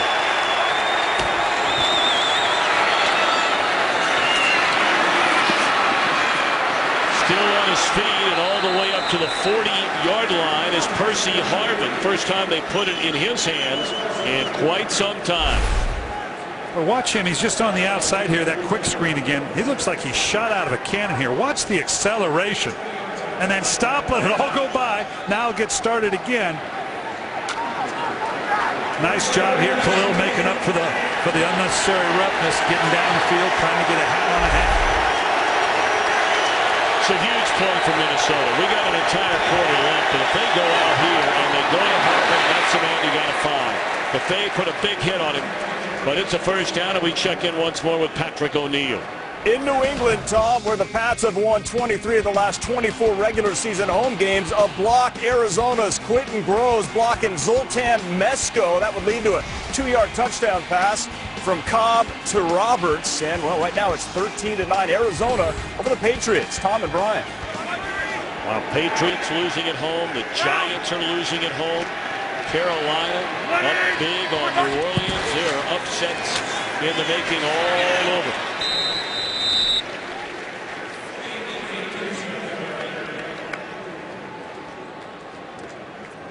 And if Minnesota can continue to open up with good first down runs like we've seen here, that's going to set up that proverbial play action pass, that shot down the field. The problem with Minnesota with Percy Harvin, now Percy Harvin's not in right now. Hopefully that last play took a bit of a shot. What Minnesota needs right now, this guy would cure it. They need him back in the game. He's the one guy that gives some real explosion on the outside. Well, that was a big knock on this Minnesota philosophy, if you will, last year in regard to Harvin. Ponder again rolling, flags come down, and it might be another Minnesota penalty to take away another good play. Twice by their defense on the last drive. There's been already one on this drive. Holding. Offense, and number 71. It's a 10-yard penalty. Replay, second down. Yeah, right tackle, Phil Loho right here on that edge. Obviously with the speed they can bring on the outside. Boy, he gets pushed back inside, and as he's going away, he reached out a little bit, but that was a bit pedestrian for my money. You know, the criticism of the officials has been they haven't been calling offensive holding. There's been a lot of criticism there. They may be leaning back the other way. We've seen a couple non-holds called today.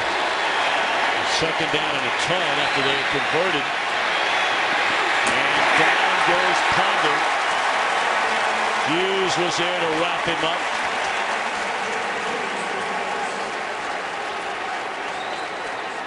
Ponder's got good speed, but when he gets outside around the edge here right now, he's got to know. You've got to know that clock is ticking. These guys are big and fast. He's got to know he's getting closed in on. I understand not sliding there, but you better be able to protect yourself. He does. They need to get all the way to the 45 of the Colts for a first down.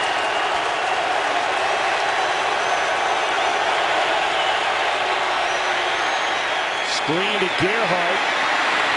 And he is thrown to the deck at the 41, and out comes the punt team. They had a first down inside of Indianapolis territory, but a holding call takes that away. And that's the final play of the third quarter. A third quarter marred by mistakes and penalties by Minnesota. The Vikings begin the final stanza down by 14. Well, the passing offense has been Percy Harvin or bust. And we talked in the open that Christian Ponder is the manager of the game. He uses Adrian Peterson. The big plays come with Harvin. They may have to come someplace else as well, because right now they just don't have any juice about them offensively. But Bluey has not had a good day punting the football today. Good return, brought back out to the 30-yard line. Only a 39-yard punt, an 11-yard return. Watching our broadcast in 175 countries and aboard ships at sea on AFM, the American Forces Network. We cannot thank you for all those that have served, are serving, and will serve. God bless you all. Defending the greatest country in the world.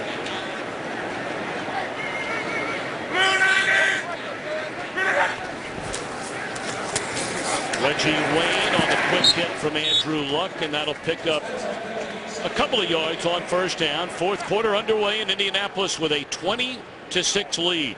Penalties have been a huge part of this second half.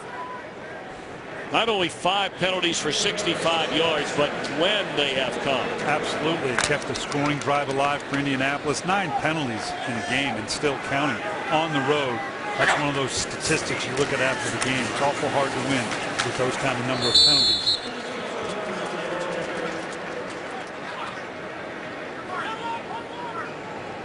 Indianapolis is in that gray area right now. Bruce Arians are up by 2 scores. You played very well.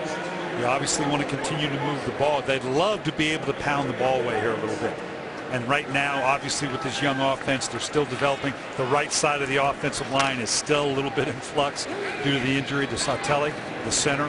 So I know that's what they want to do, but I'm not sure they're going to be able to push it around the way they'd like to, even at 13 minutes and change in the fourth quarter. Important third down for this Minnesota defense, and it's incomplete, so it'll be 3 and out for Luck. And the Colts, Robinson putting the big hit on Luck as he started to throw. May have altered, it looked like, his intended target. That's Robinson hitting the arm.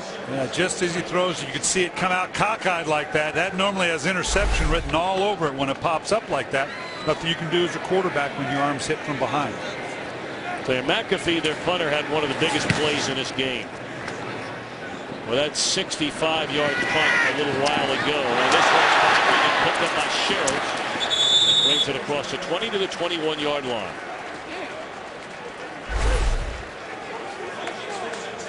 Now, he's not into the sun. We thought the sun in and out of the shadows might be a problem, but that's not for him. Next week, boy, this is something the San Francisco 49ers look like as complete a team as there is in the National Football League. This is a team you got to enjoy watching. The adding of Mario Manningham and Randy Moss. These Minnesota Vikings have quite a task taking on the San Francisco 49ers. Some good matchups next week. We got Philadelphia and Arizona. Right now, Arizona's taking it to New England. That could be real interesting. You're not kidding if the Cardinals were to start out 2-0. Looking for the home run ball to Harvin. And he was bumped. Boy, is this going to go against Harvin? Yeah, this could go against the, this could be an offensive pass interference. Looks like the last minute he put his hands on him. We'll see. Talk about change of momentum right here. You could see it. Harden right down the middle. Starts to work back in. Yeah, that's offensive pass interference. Interference on the offense. Number 12. 10-yard penalty, replay first down. And they got Percy Harvin. Yeah, there's no question. They're nice turning back to the ball. The defensive player has as much right to the ball as the offensive player. He was trying to work his way across it. To me, that's a good call. That's a good call. Or no call.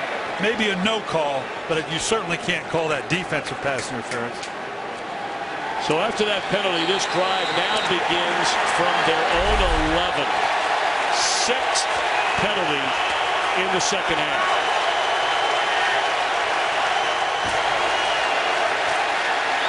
Harvin back to work. And he's tackled at the 28-yard line. Good pickup to get that yardage back. That's a gain of 18. Just as simple as a screwdriver, just a quick slant inside. Tough for the quarterback after a play fake to now come out of it. Nice delivery by Ponder. Minnesota, if not in a no huddle, and they're not, they need to pick up their tempo a little bit. They've got 2 scores. They've got to conserve as much clock as they can. They've got to pick up their tempo in and out of the huddle.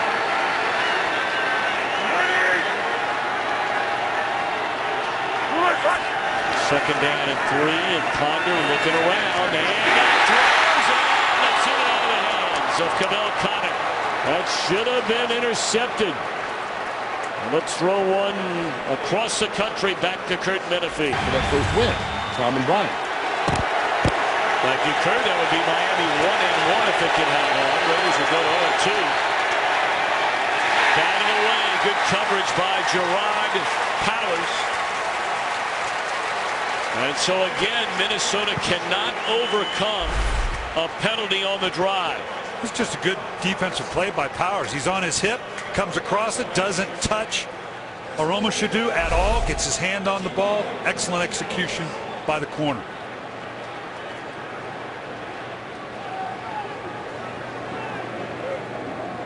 Floyd needs to make up for his punts earlier in the game. He needs to boom one here. Minnesota just 4 of 11 on third downs today. Better punt this time.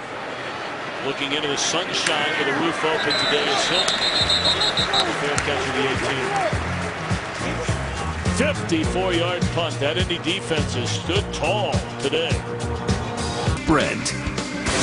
By Pizza Hut. Make it great. And by Bud Light, the official beer of NFL fans. Here we go.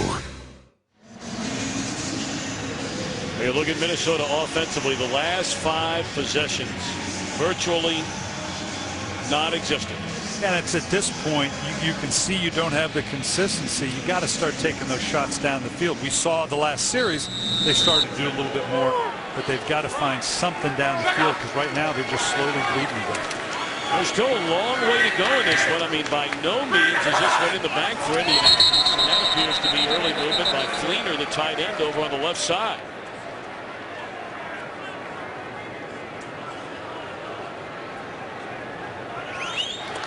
False start. Offense, number 83. 5-yard penalty. Remains first down. Well, they got the other rookie tight end standing right next to him, Dwayne Allen. You know, working a lead is as much a learning curve as coming from behind for a young team, and that's exactly where they are right now. The struggles they had last year, they got a young team here. Not fall into these types of dumb penalties. Put yourself behind the count right from the get-go. Got to show some discipline in holding a lead. Well, the Vikings are one huge defensive play away. Henderson meets Vint Ballard head on right at the 10-yard line and drives him into the turf. But one huge defensive play away from being back in this thing with a little momentum. And that's why I think you're going to see more and more aggressive calls by Leslie Frazier in bringing pressure, because you're at the point where you're right. It's not just the offense. You got to make something happen. You got to put your offense on a short field, get a pick six. Sitting in a passive zone isn't going to do you any good, because right now the clock is your enemy as well. We're going to hand it off once more to Ballard.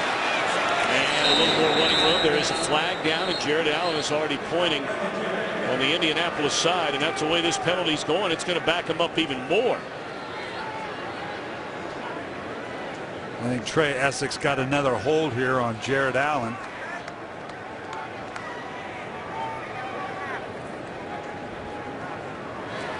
Holding. Offense number 66. Half the distance to the goal line. We play second down. Todd King, our referee. White here on the right side. He pulls out a little counter play. It's supposed to kick out on Allen, and as Allen tries to swim underneath, he grabs a hold of the shoulder pads right out in front of everybody. Can't miss that one. And now second down and 23 inside their own 5. We're right at the 5, and there's a carry for close to 4. It brings up third down and forever. And is this where Minnesota can come up with a big defensive play? Well, likely Indianapolis is going to play it safe, run a draw play, maybe just drop it off. I imagine Minnesota will be fairly passive in their secondary, but they've got to make something happen here. They should get field position. We thought that last time, and then McAfee boomed a 75-yarder in the air. Welding Moore checks into the backfield, standing right next to Lusk. And they're just going to hand it off to him, and he is dropped for a 3-yard loss. So McAfee once more will punt out of his own end zone. Crowd doesn't like it. And this is going to burn another 45 seconds off the game clock.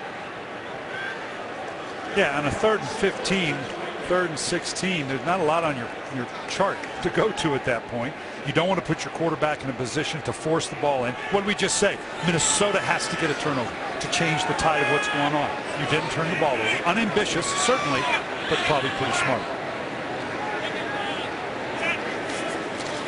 Sherrill's standing at his own 40. lot of hang time there, but from his 37 makes one tackler miss and brings it across the 45. Very good field position and a lot of time left. 10-10 to play. The total numbers on Adrian Peterson today: 12 carries and 53 yards. Doesn't tell really the entire story, though. His longest run of the afternoon is all of 6 yards.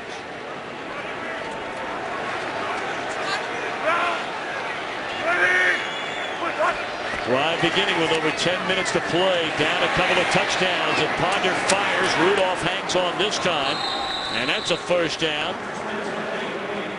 A gain of 14. Let's send it back to Los Angeles. Arizona trying to pull the upset at New England. Kevin Cobb, 5-yard score. They're up 20-9 in the fourth quarter. Tom and Brian, Patriots are perfect 10-0 in home openers at Gillette. Obviously, that's in jeopardy right now. That would be without a doubt the biggest shocker of the day. Arizona will go and win in New England. If they're going to get back into it, you got to know that Percy Harvin's going to be a big part of it. Throwing it up and out of bounds. Had an eye on Rudolph.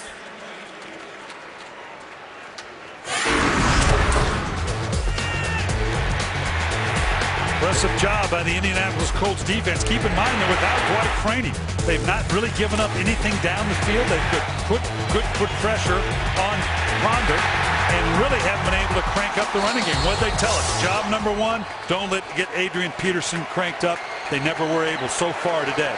Freeney injured his ankle last week in Chicago. They thought they might have him back this week. You've got to believe they'll have him back next week. Peterson to the 35-yard line. It brings up third down and a long 5. Clock winding down. 9-12 left to go, and Harvin gingerly walking around, reaching back in that hamstring area, trying to stretch it out. Yeah, hopefully that's just a cramp and not a hamstring. Well, you're at 4-down territory now in Minnesota, are you not? Absolutely, absolutely. Closing in on 8 minutes, and that should dictate the call as well. He doesn't need the full first down here. You're going to have 2 shots to get it.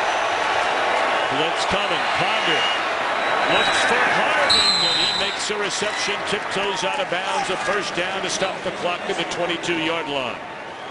And Indy brought the pressure to force the issue. That's what created the one-on-one. You can see the pressure coming right now.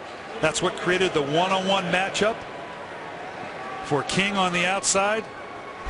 There's one guy I'm going to make sure I double on every single play. It's going to be Percy Harvin going forward. Of course, they start that clock back up once they spot the ball.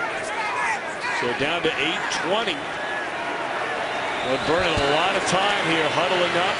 Crossing pattern again. It's Harvin, and the clock will continue to run. It's down to the 15-yard line.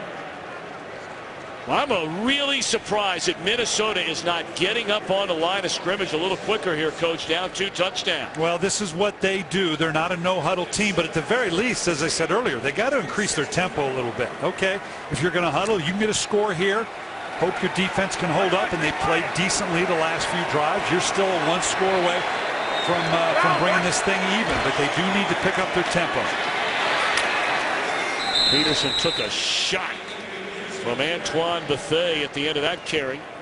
Very close to a first down. We'll see where they spot it. He needed to get just inside the 14-yard line, and it appears to be enough. It is a first down. And again, Minnesota huddles up. Yeah, and Ponder stepping back, looking for the signal. That thing needs to be in right now. It doesn't take much to increase your tempo, but it's got to be from the play caller to the quarterback. He's got to increase the tempo of the huddle to the line of scrimmage.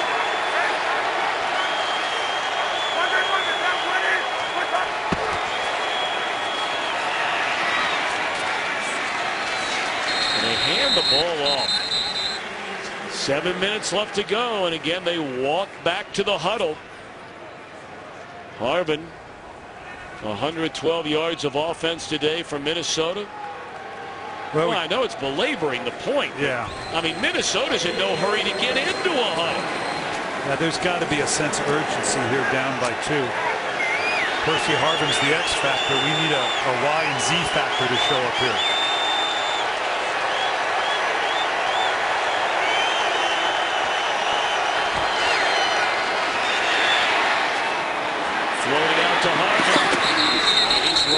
bounds at the 2-yard line.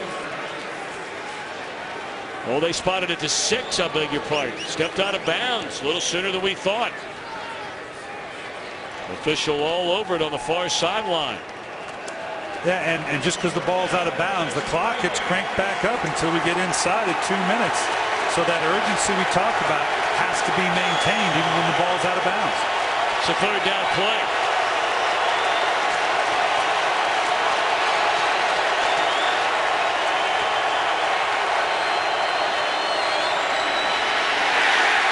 And Peterson is bottled up. Maybe back to the line of scrimmage. So now it's 4th down. I mean, field goal's not doing you any good, so they're going to go for it. And that's why the run. You recognize, okay, we're going to go 4 downs. So maybe I run it. If I don't get the first down, maybe 4th and inches, 4th and a yard.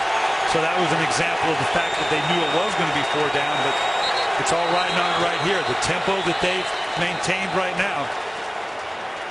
So Minnesota's going to talk it over. Harmon continues to try and stretch out that calf.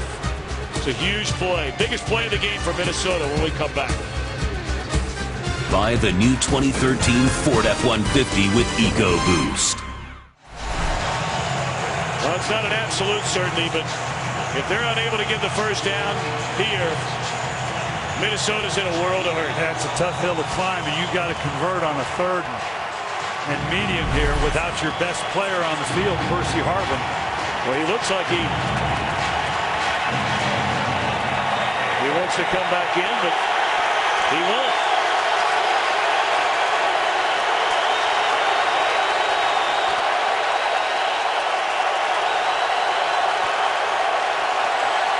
Need to get to the 3 for a first down. Batted into the air.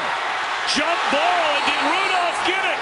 No, it is caught on the other side by Stephen Burton for the touchdown. Can you believe that? It was tipped originally, it appeared, by Corey Redding at the line of scrimmage. The 6'6" Rudolph went high into the air, but it lands in the arms of Burton. Yeah, this thing is with Rivals Beach Volleyball here. We get 1 tip. Rudolph goes up. He gets another tip. Kerry Walsh, Christy May. We got a touchdown. I don't think you get 7 in beach volleyball, but you do in the NFL. What a great play of concentration by Burton after it came through the fingertips of Rudolph. Look at that, right in his hands. Still a ball game in Indianapolis. Well, you know, they say about the best laid plans, whether it's Greg Minuski on defense, Bill Musgrave on offense, you didn't envision a tipped ball in the back of the end zone, the first career touchdown reception for Stephen Burton, who caught 2 passes all of last year in limited playing time. You know, you can practice the Rudolph bouncing it back. It's getting the defensive lineman to play along and bounce it up for you. That's the hard part. Well, you saw last week, I mean, the strange can happen. 20 seconds left in the game. Jacksonville scored to take a 3-point lead. Couple of plays spanning 32 yards and a 55-yarder to tie it by Blair Walsh. Minnesota got the ball in overtime. Got a field goal from Walsh, necessitating a defensive stop. Jacksonville got the ball, and that Minnesota did. So a 7-point game now. 5:07 left. Each team with a full complement of timeouts and on the ground, and that has not been there all day long for Indianapolis. A non-existent run game. Yeah, in Minnesota, you can see right here, they're going to put as many people into this proverbial box as they can find. They got Harrison right up here on the line. They're going to dare Indianapolis to throw the ball, take the chance of stopping the clock on an incomplete pass. This is classic 4-minute offense. Your job right now, you practice it every week. Get me 1 first down.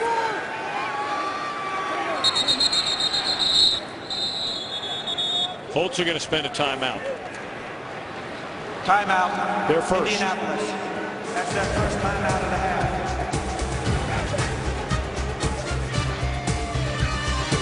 The NFL on Fox. Some will see the Rams, Bears, Niners, Vikings. Others the Lions, Titans, the Buccaneers, and Dallas. And then late, Brian, you and I will see the Eagles and the Cardinals. Will that be a matchup of 2-0 teams? Philadelphia tied with Baltimore, 17 apiece in the fourth quarter right now, and Arizona stunning New England 20-9 with less than 7 minutes left to go in that. Here, 4:32 left. And Indianapolis with a 7-point lead. Second down.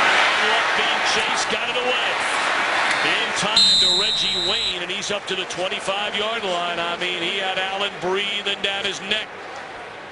So third down upcoming, and there's an injured player down on the field. Slow to get up is Aaron Henderson. You can see that's twice now. Jared Allen just almost getting to the quarterback.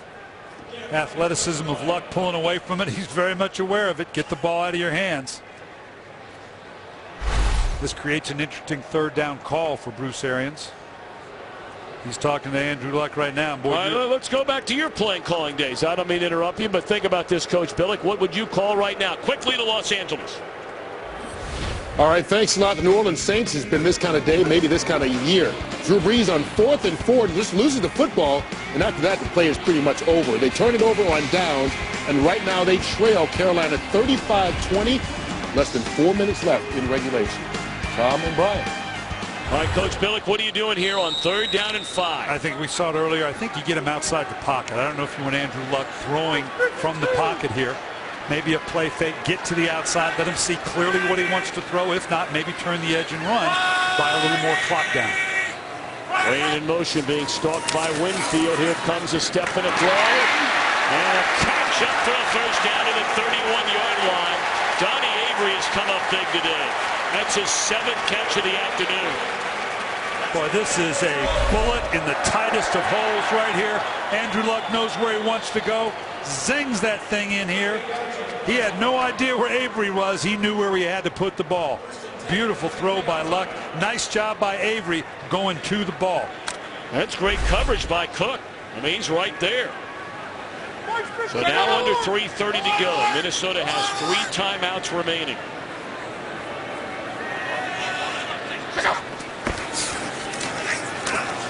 Back to the ground, and once more, just nowhere to go. Does Minnesota call a timeout now quickly and stop the clock? Yes. Yeah, you know they're stacking this box now when Antoine Winfield blows through the gap. You can see on this backside, Winfield right here on the backside. You got everybody up in there, all 5'9" of them, slicing through it to bring the ball down. It's got to be total sellout by the Minnesota Vikings right now. Of course, Winfield missed the entire week of practice. Tragic news of his younger brother being murdered back in his hometown of Akron, Ohio. He found that out 4 days before their season opener last Sunday. Winfield, his goal coming out of Ohio State was to play in the NFL at least 10 years. It was his 10th year. He went to his first Pro Bowl. What a player he has been. And at 5'9", 180 pounds, I don't know that there's a more physical corner in the game than Winfield. Winfield sniffed that out. A quick throw and a catch made by Avery once more.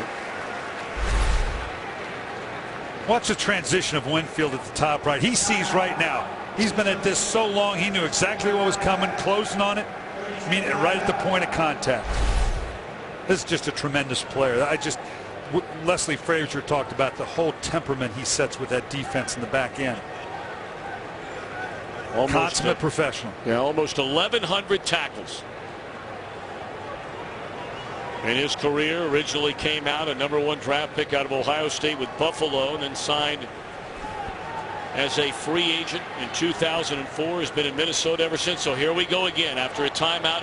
Another 3rd and 5. Same thing. We saw it get it out of his hands quickly on the last play. You don't want him pitter-pattering in the pocket to make a read right now. Get him around the edge or get it out of your hands quick.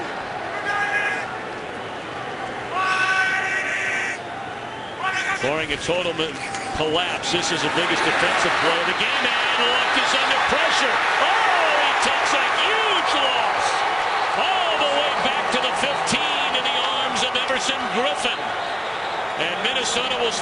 final timeout. And after that loss all the way back to the 15-yard line, Minnesota may get good field position. And I was about to say, a sack doesn't kill you here unless you do this. If you get sacked there, so be it. But you can't run around and lose this kind of yardage. This is a rookie mistake.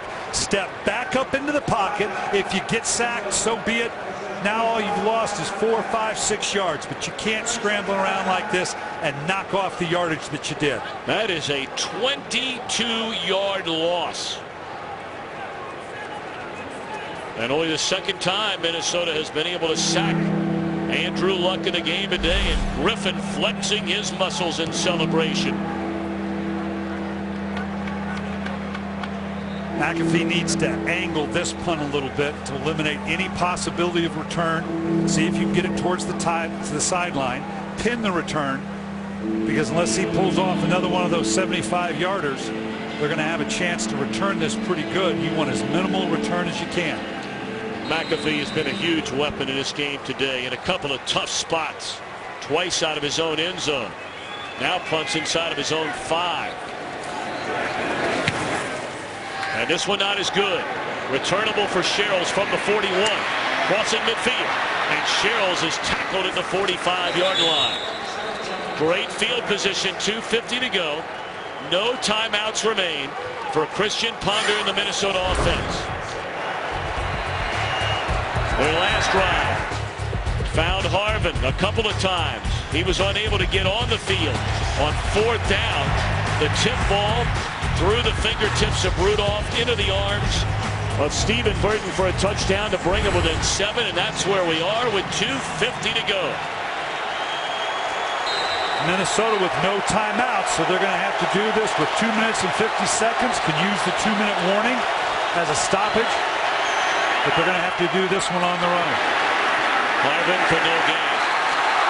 And is the ball loose? No.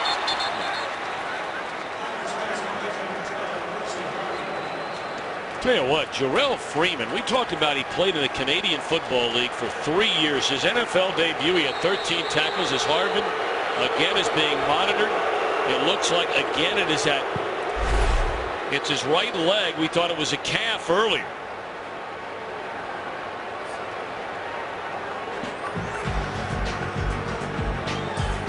That's Freeman stripping it out of there.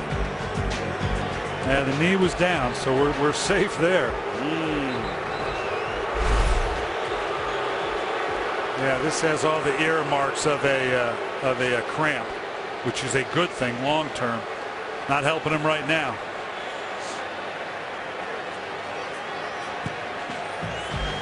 Well, he continues to lock up. We'll take a break.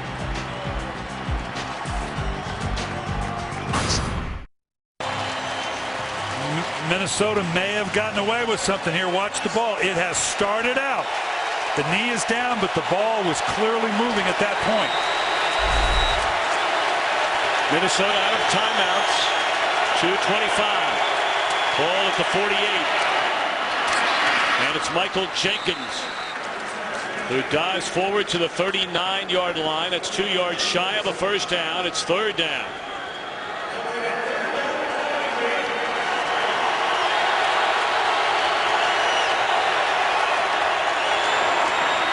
Right back to Jenkins.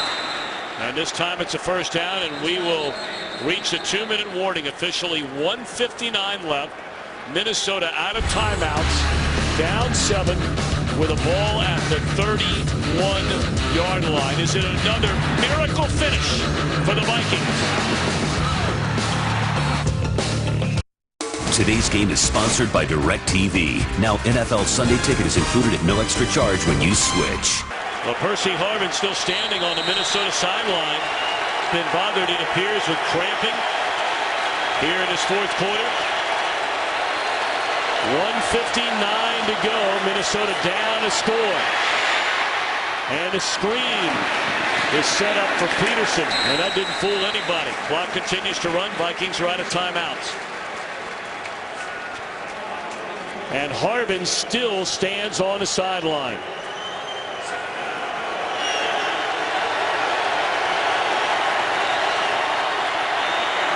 Jump ball for Jenkins. And it's broken up, covered beautifully by Gerard Powers in the corner of the end zone. Now Harvin trots back onto the field for Minnesota.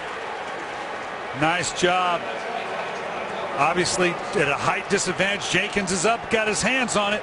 At that point, you're just playing your hands up through the arms, hoping you can come up with ball. This is an excellent play by Powers on the taller and bigger Jenkins. Third down and 9. Harvin back in there. Crossing pattern, catch and a first down for Peterson. And he's down to the 10-yard line. A minute 20 to go. He broke a tackle from Zimikowski, but it was able to get him down on the ground.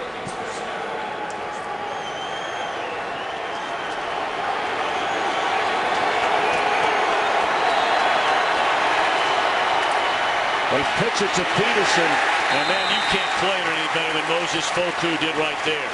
We're under a minute. They've got to keep pressing the tempo here a little bit.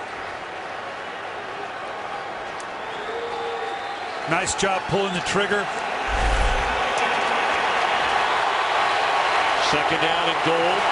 Ponder looking in the corner, and it's a penalty. They'll get Justin King.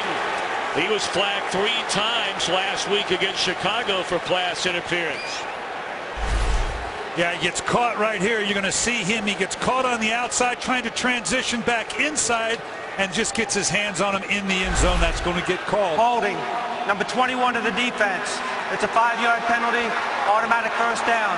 Best part is the clock is now stopped, and it gives Minnesota a chance for a more orchestrated call. All right, Coach Billick, again, back to your play calling days. You're down after the penalty. You're going to be down close to the 5-yard line, right at the 5-yard line. What are you thinking about here with a time and goal? They're going to take their big man Rudolph, probably clear him out. If you get a nice jump ball to the back of the end zone, you'll take it. Then bring Harvin, maybe Aroma should do someone underneath. Give yourself the option of the touchdown to check down. Over here in a bunch of linemen, well, excuse me, a bunch of linemen on the left side's where that usually happens. Well, somebody's got tangled up. It was Aroma should do it. Powers. Second down. And he had Rudolph at the back of the end zone. Typically when a team bunches up like that, they run that 3-man combination, clear, pick, pivot back underneath the route, shallow cross across the field, give yourself lots of options. Here they come back again. Now they spread themselves out. Got the 3-man side to the left side. That's typically where the action is. And it is Kyle Rudolph for the touchdown. A point after away from tying this game in the final seconds.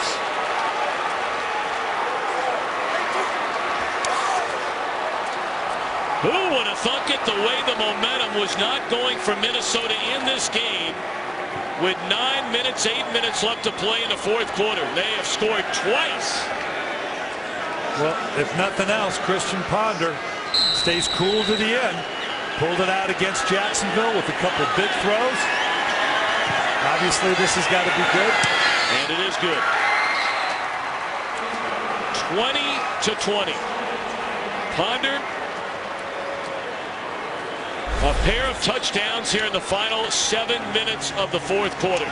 Just dragging the tight little pivot route right here. Sets up the linebacker. That's tough on the linebacker right there. You can't get your hands on him. The whole world is watching. That's a mismatch right there to end up with Freeman on the big Rudolph, all 6'6" of him. Boy, Rudolph's got a chance to be a mighty good one for a long time. He is so athletic for such a big man. May remember, he was the most coveted tight end in all of college football, and then got hurt his senior year at Notre Dame.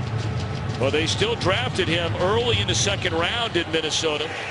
Played through some hamstring issues last year. Well, they're banking on a big year this year, and that's a big touchdown catch. Well, he's got the combination that every team is looking for in a tight end. He's got size, he's got athleticism, he's got great hands. Not the best point of attack blocker just yet, but he'll get there.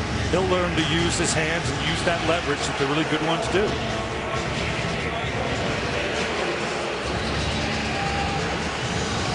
All right, so 31 seconds left to go.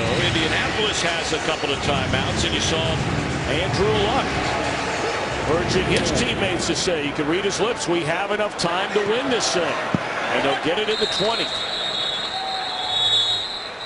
All right, Brian Billick, I go back to you once again.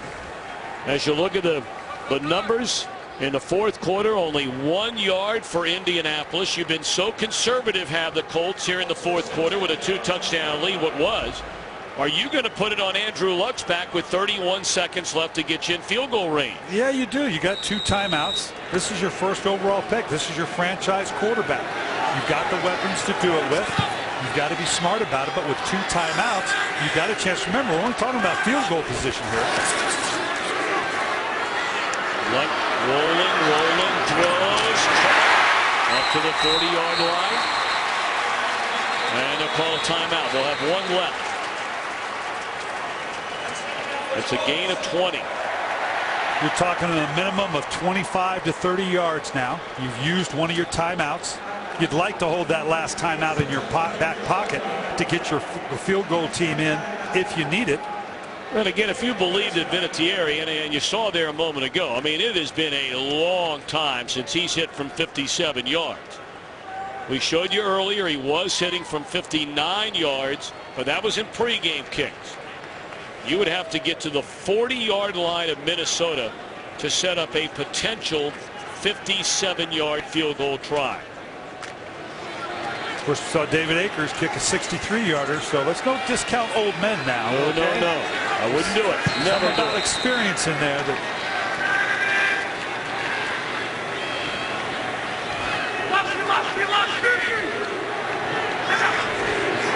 Blitz coming. Luck.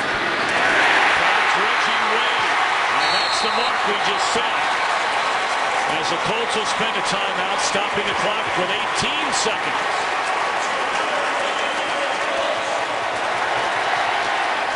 Yeah, now that you've used that timeout with 18 seconds, you have time now since you're on first down. You can get the ball off reasonably. You don't have to just to throw an out route that gets you out of bounds because you have time to come up and clock it. You know, you don't get the full down and distance. Now you're on second down. You come up and clock it, hit the dirt, and you're into third down. You still have some time to orchestration here. So now that puts the pressure on the Minnesota defense. Normally it's say, okay, take away the out routes. But Andrew Luck can drop the ball underneath or throw the ball in the middle of the field because he does have that down to burn to go up and kill it. That red line is where they would need to get to give Vinatieri a career long tying attempt. And they're going to do better now. Now they'll have to hurry to the line, spike the ball. That's at the 32. Josh Robinson getting tangled up. Yeah, with Avery there. They're going to stop the clock. Right. But at some point they got to re-crank it back up. If the defensive guy keeps them, well, now they're calling a penalty offsides. We did not see the flag. But here the defender, they've got to let him go. Obviously the clock is a factor. You can't do this. The officials have to stop the clock. That's the best part about this penalty right now, is it stops the clock. They'd obviously turn this thing down because you picked up more yardage, it looks like. Flag was thrown on the far side of the field. It looks like it didn't see because he just literally dropped it out of his pocket. Well, they're going to crank the clock back up. As soon as they got to get ready. Blow the whistle. All sides. Defense. It's a 5-yard penalty. Remain first down.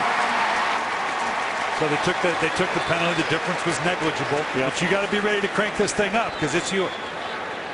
13 seconds on the snap. You still have time to clock this thing, but right now you better think about routes to the outside.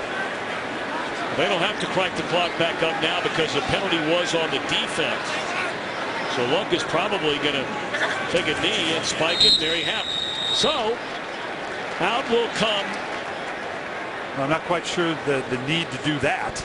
No, you didn't need it because the clock wasn't going to start. That's right. what Andrew Luck was asking the official about.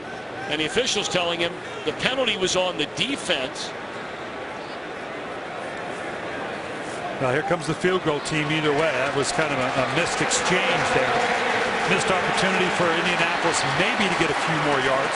But with Adam Vinatieri, you got to feel confident about your chances. Should be 12 seconds on the clock. 12 seconds.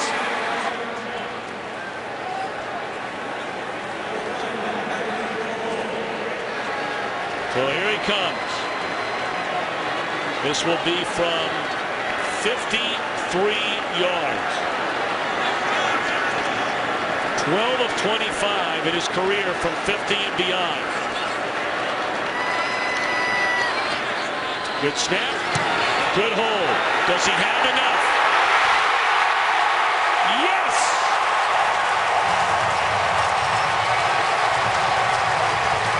Adam Vinatieri, 53 yards away to give Indianapolis a 3-point lead. 8 seconds remain.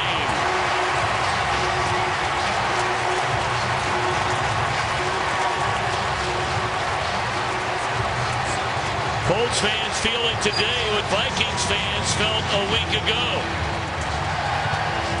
Just the way you script it up. Dire situation. Bring in your first-round draft choice, Andrew Luck. Take it down the length of the field with some big-time throws.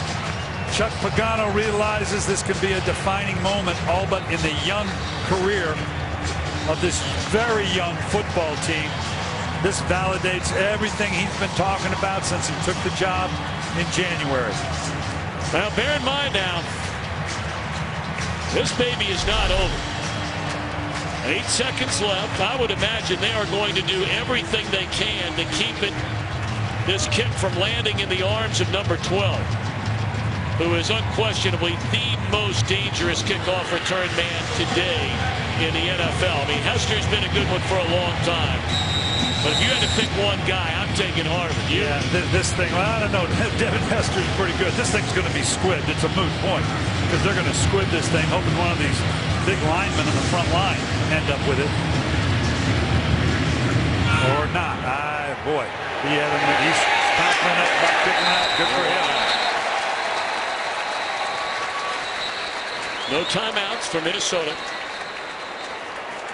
Boy, how money has that guy been low these many years? Of course, in New England, Super Bowl winning kicks, instrumental in the Colts Super Bowl title in 2006. And 8 seconds away is Chuck Pagano from his first win as an NFL head coach. That's a special time. That game ball is going to be on his den wall, I promise you, or bookcase. That's a special time, your first win as an NFL head coach.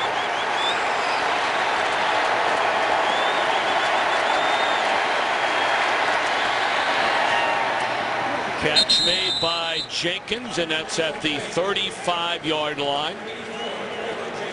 Don't know if they have enough time now to make another completion and give their field goal unit a try. I mean, we know Walsh can kick them a long way. We will have bonus coverage for many of you coming up. The Giants have just tied Tampa Bay with 1:23 left. So at the conclusion of this one, we'll have that one. Aroma should do. And that's it. Congratulations to Chuck Pagano. His first win as an NFL head coach. Andrew Luck, his first win as an NFL quarterback.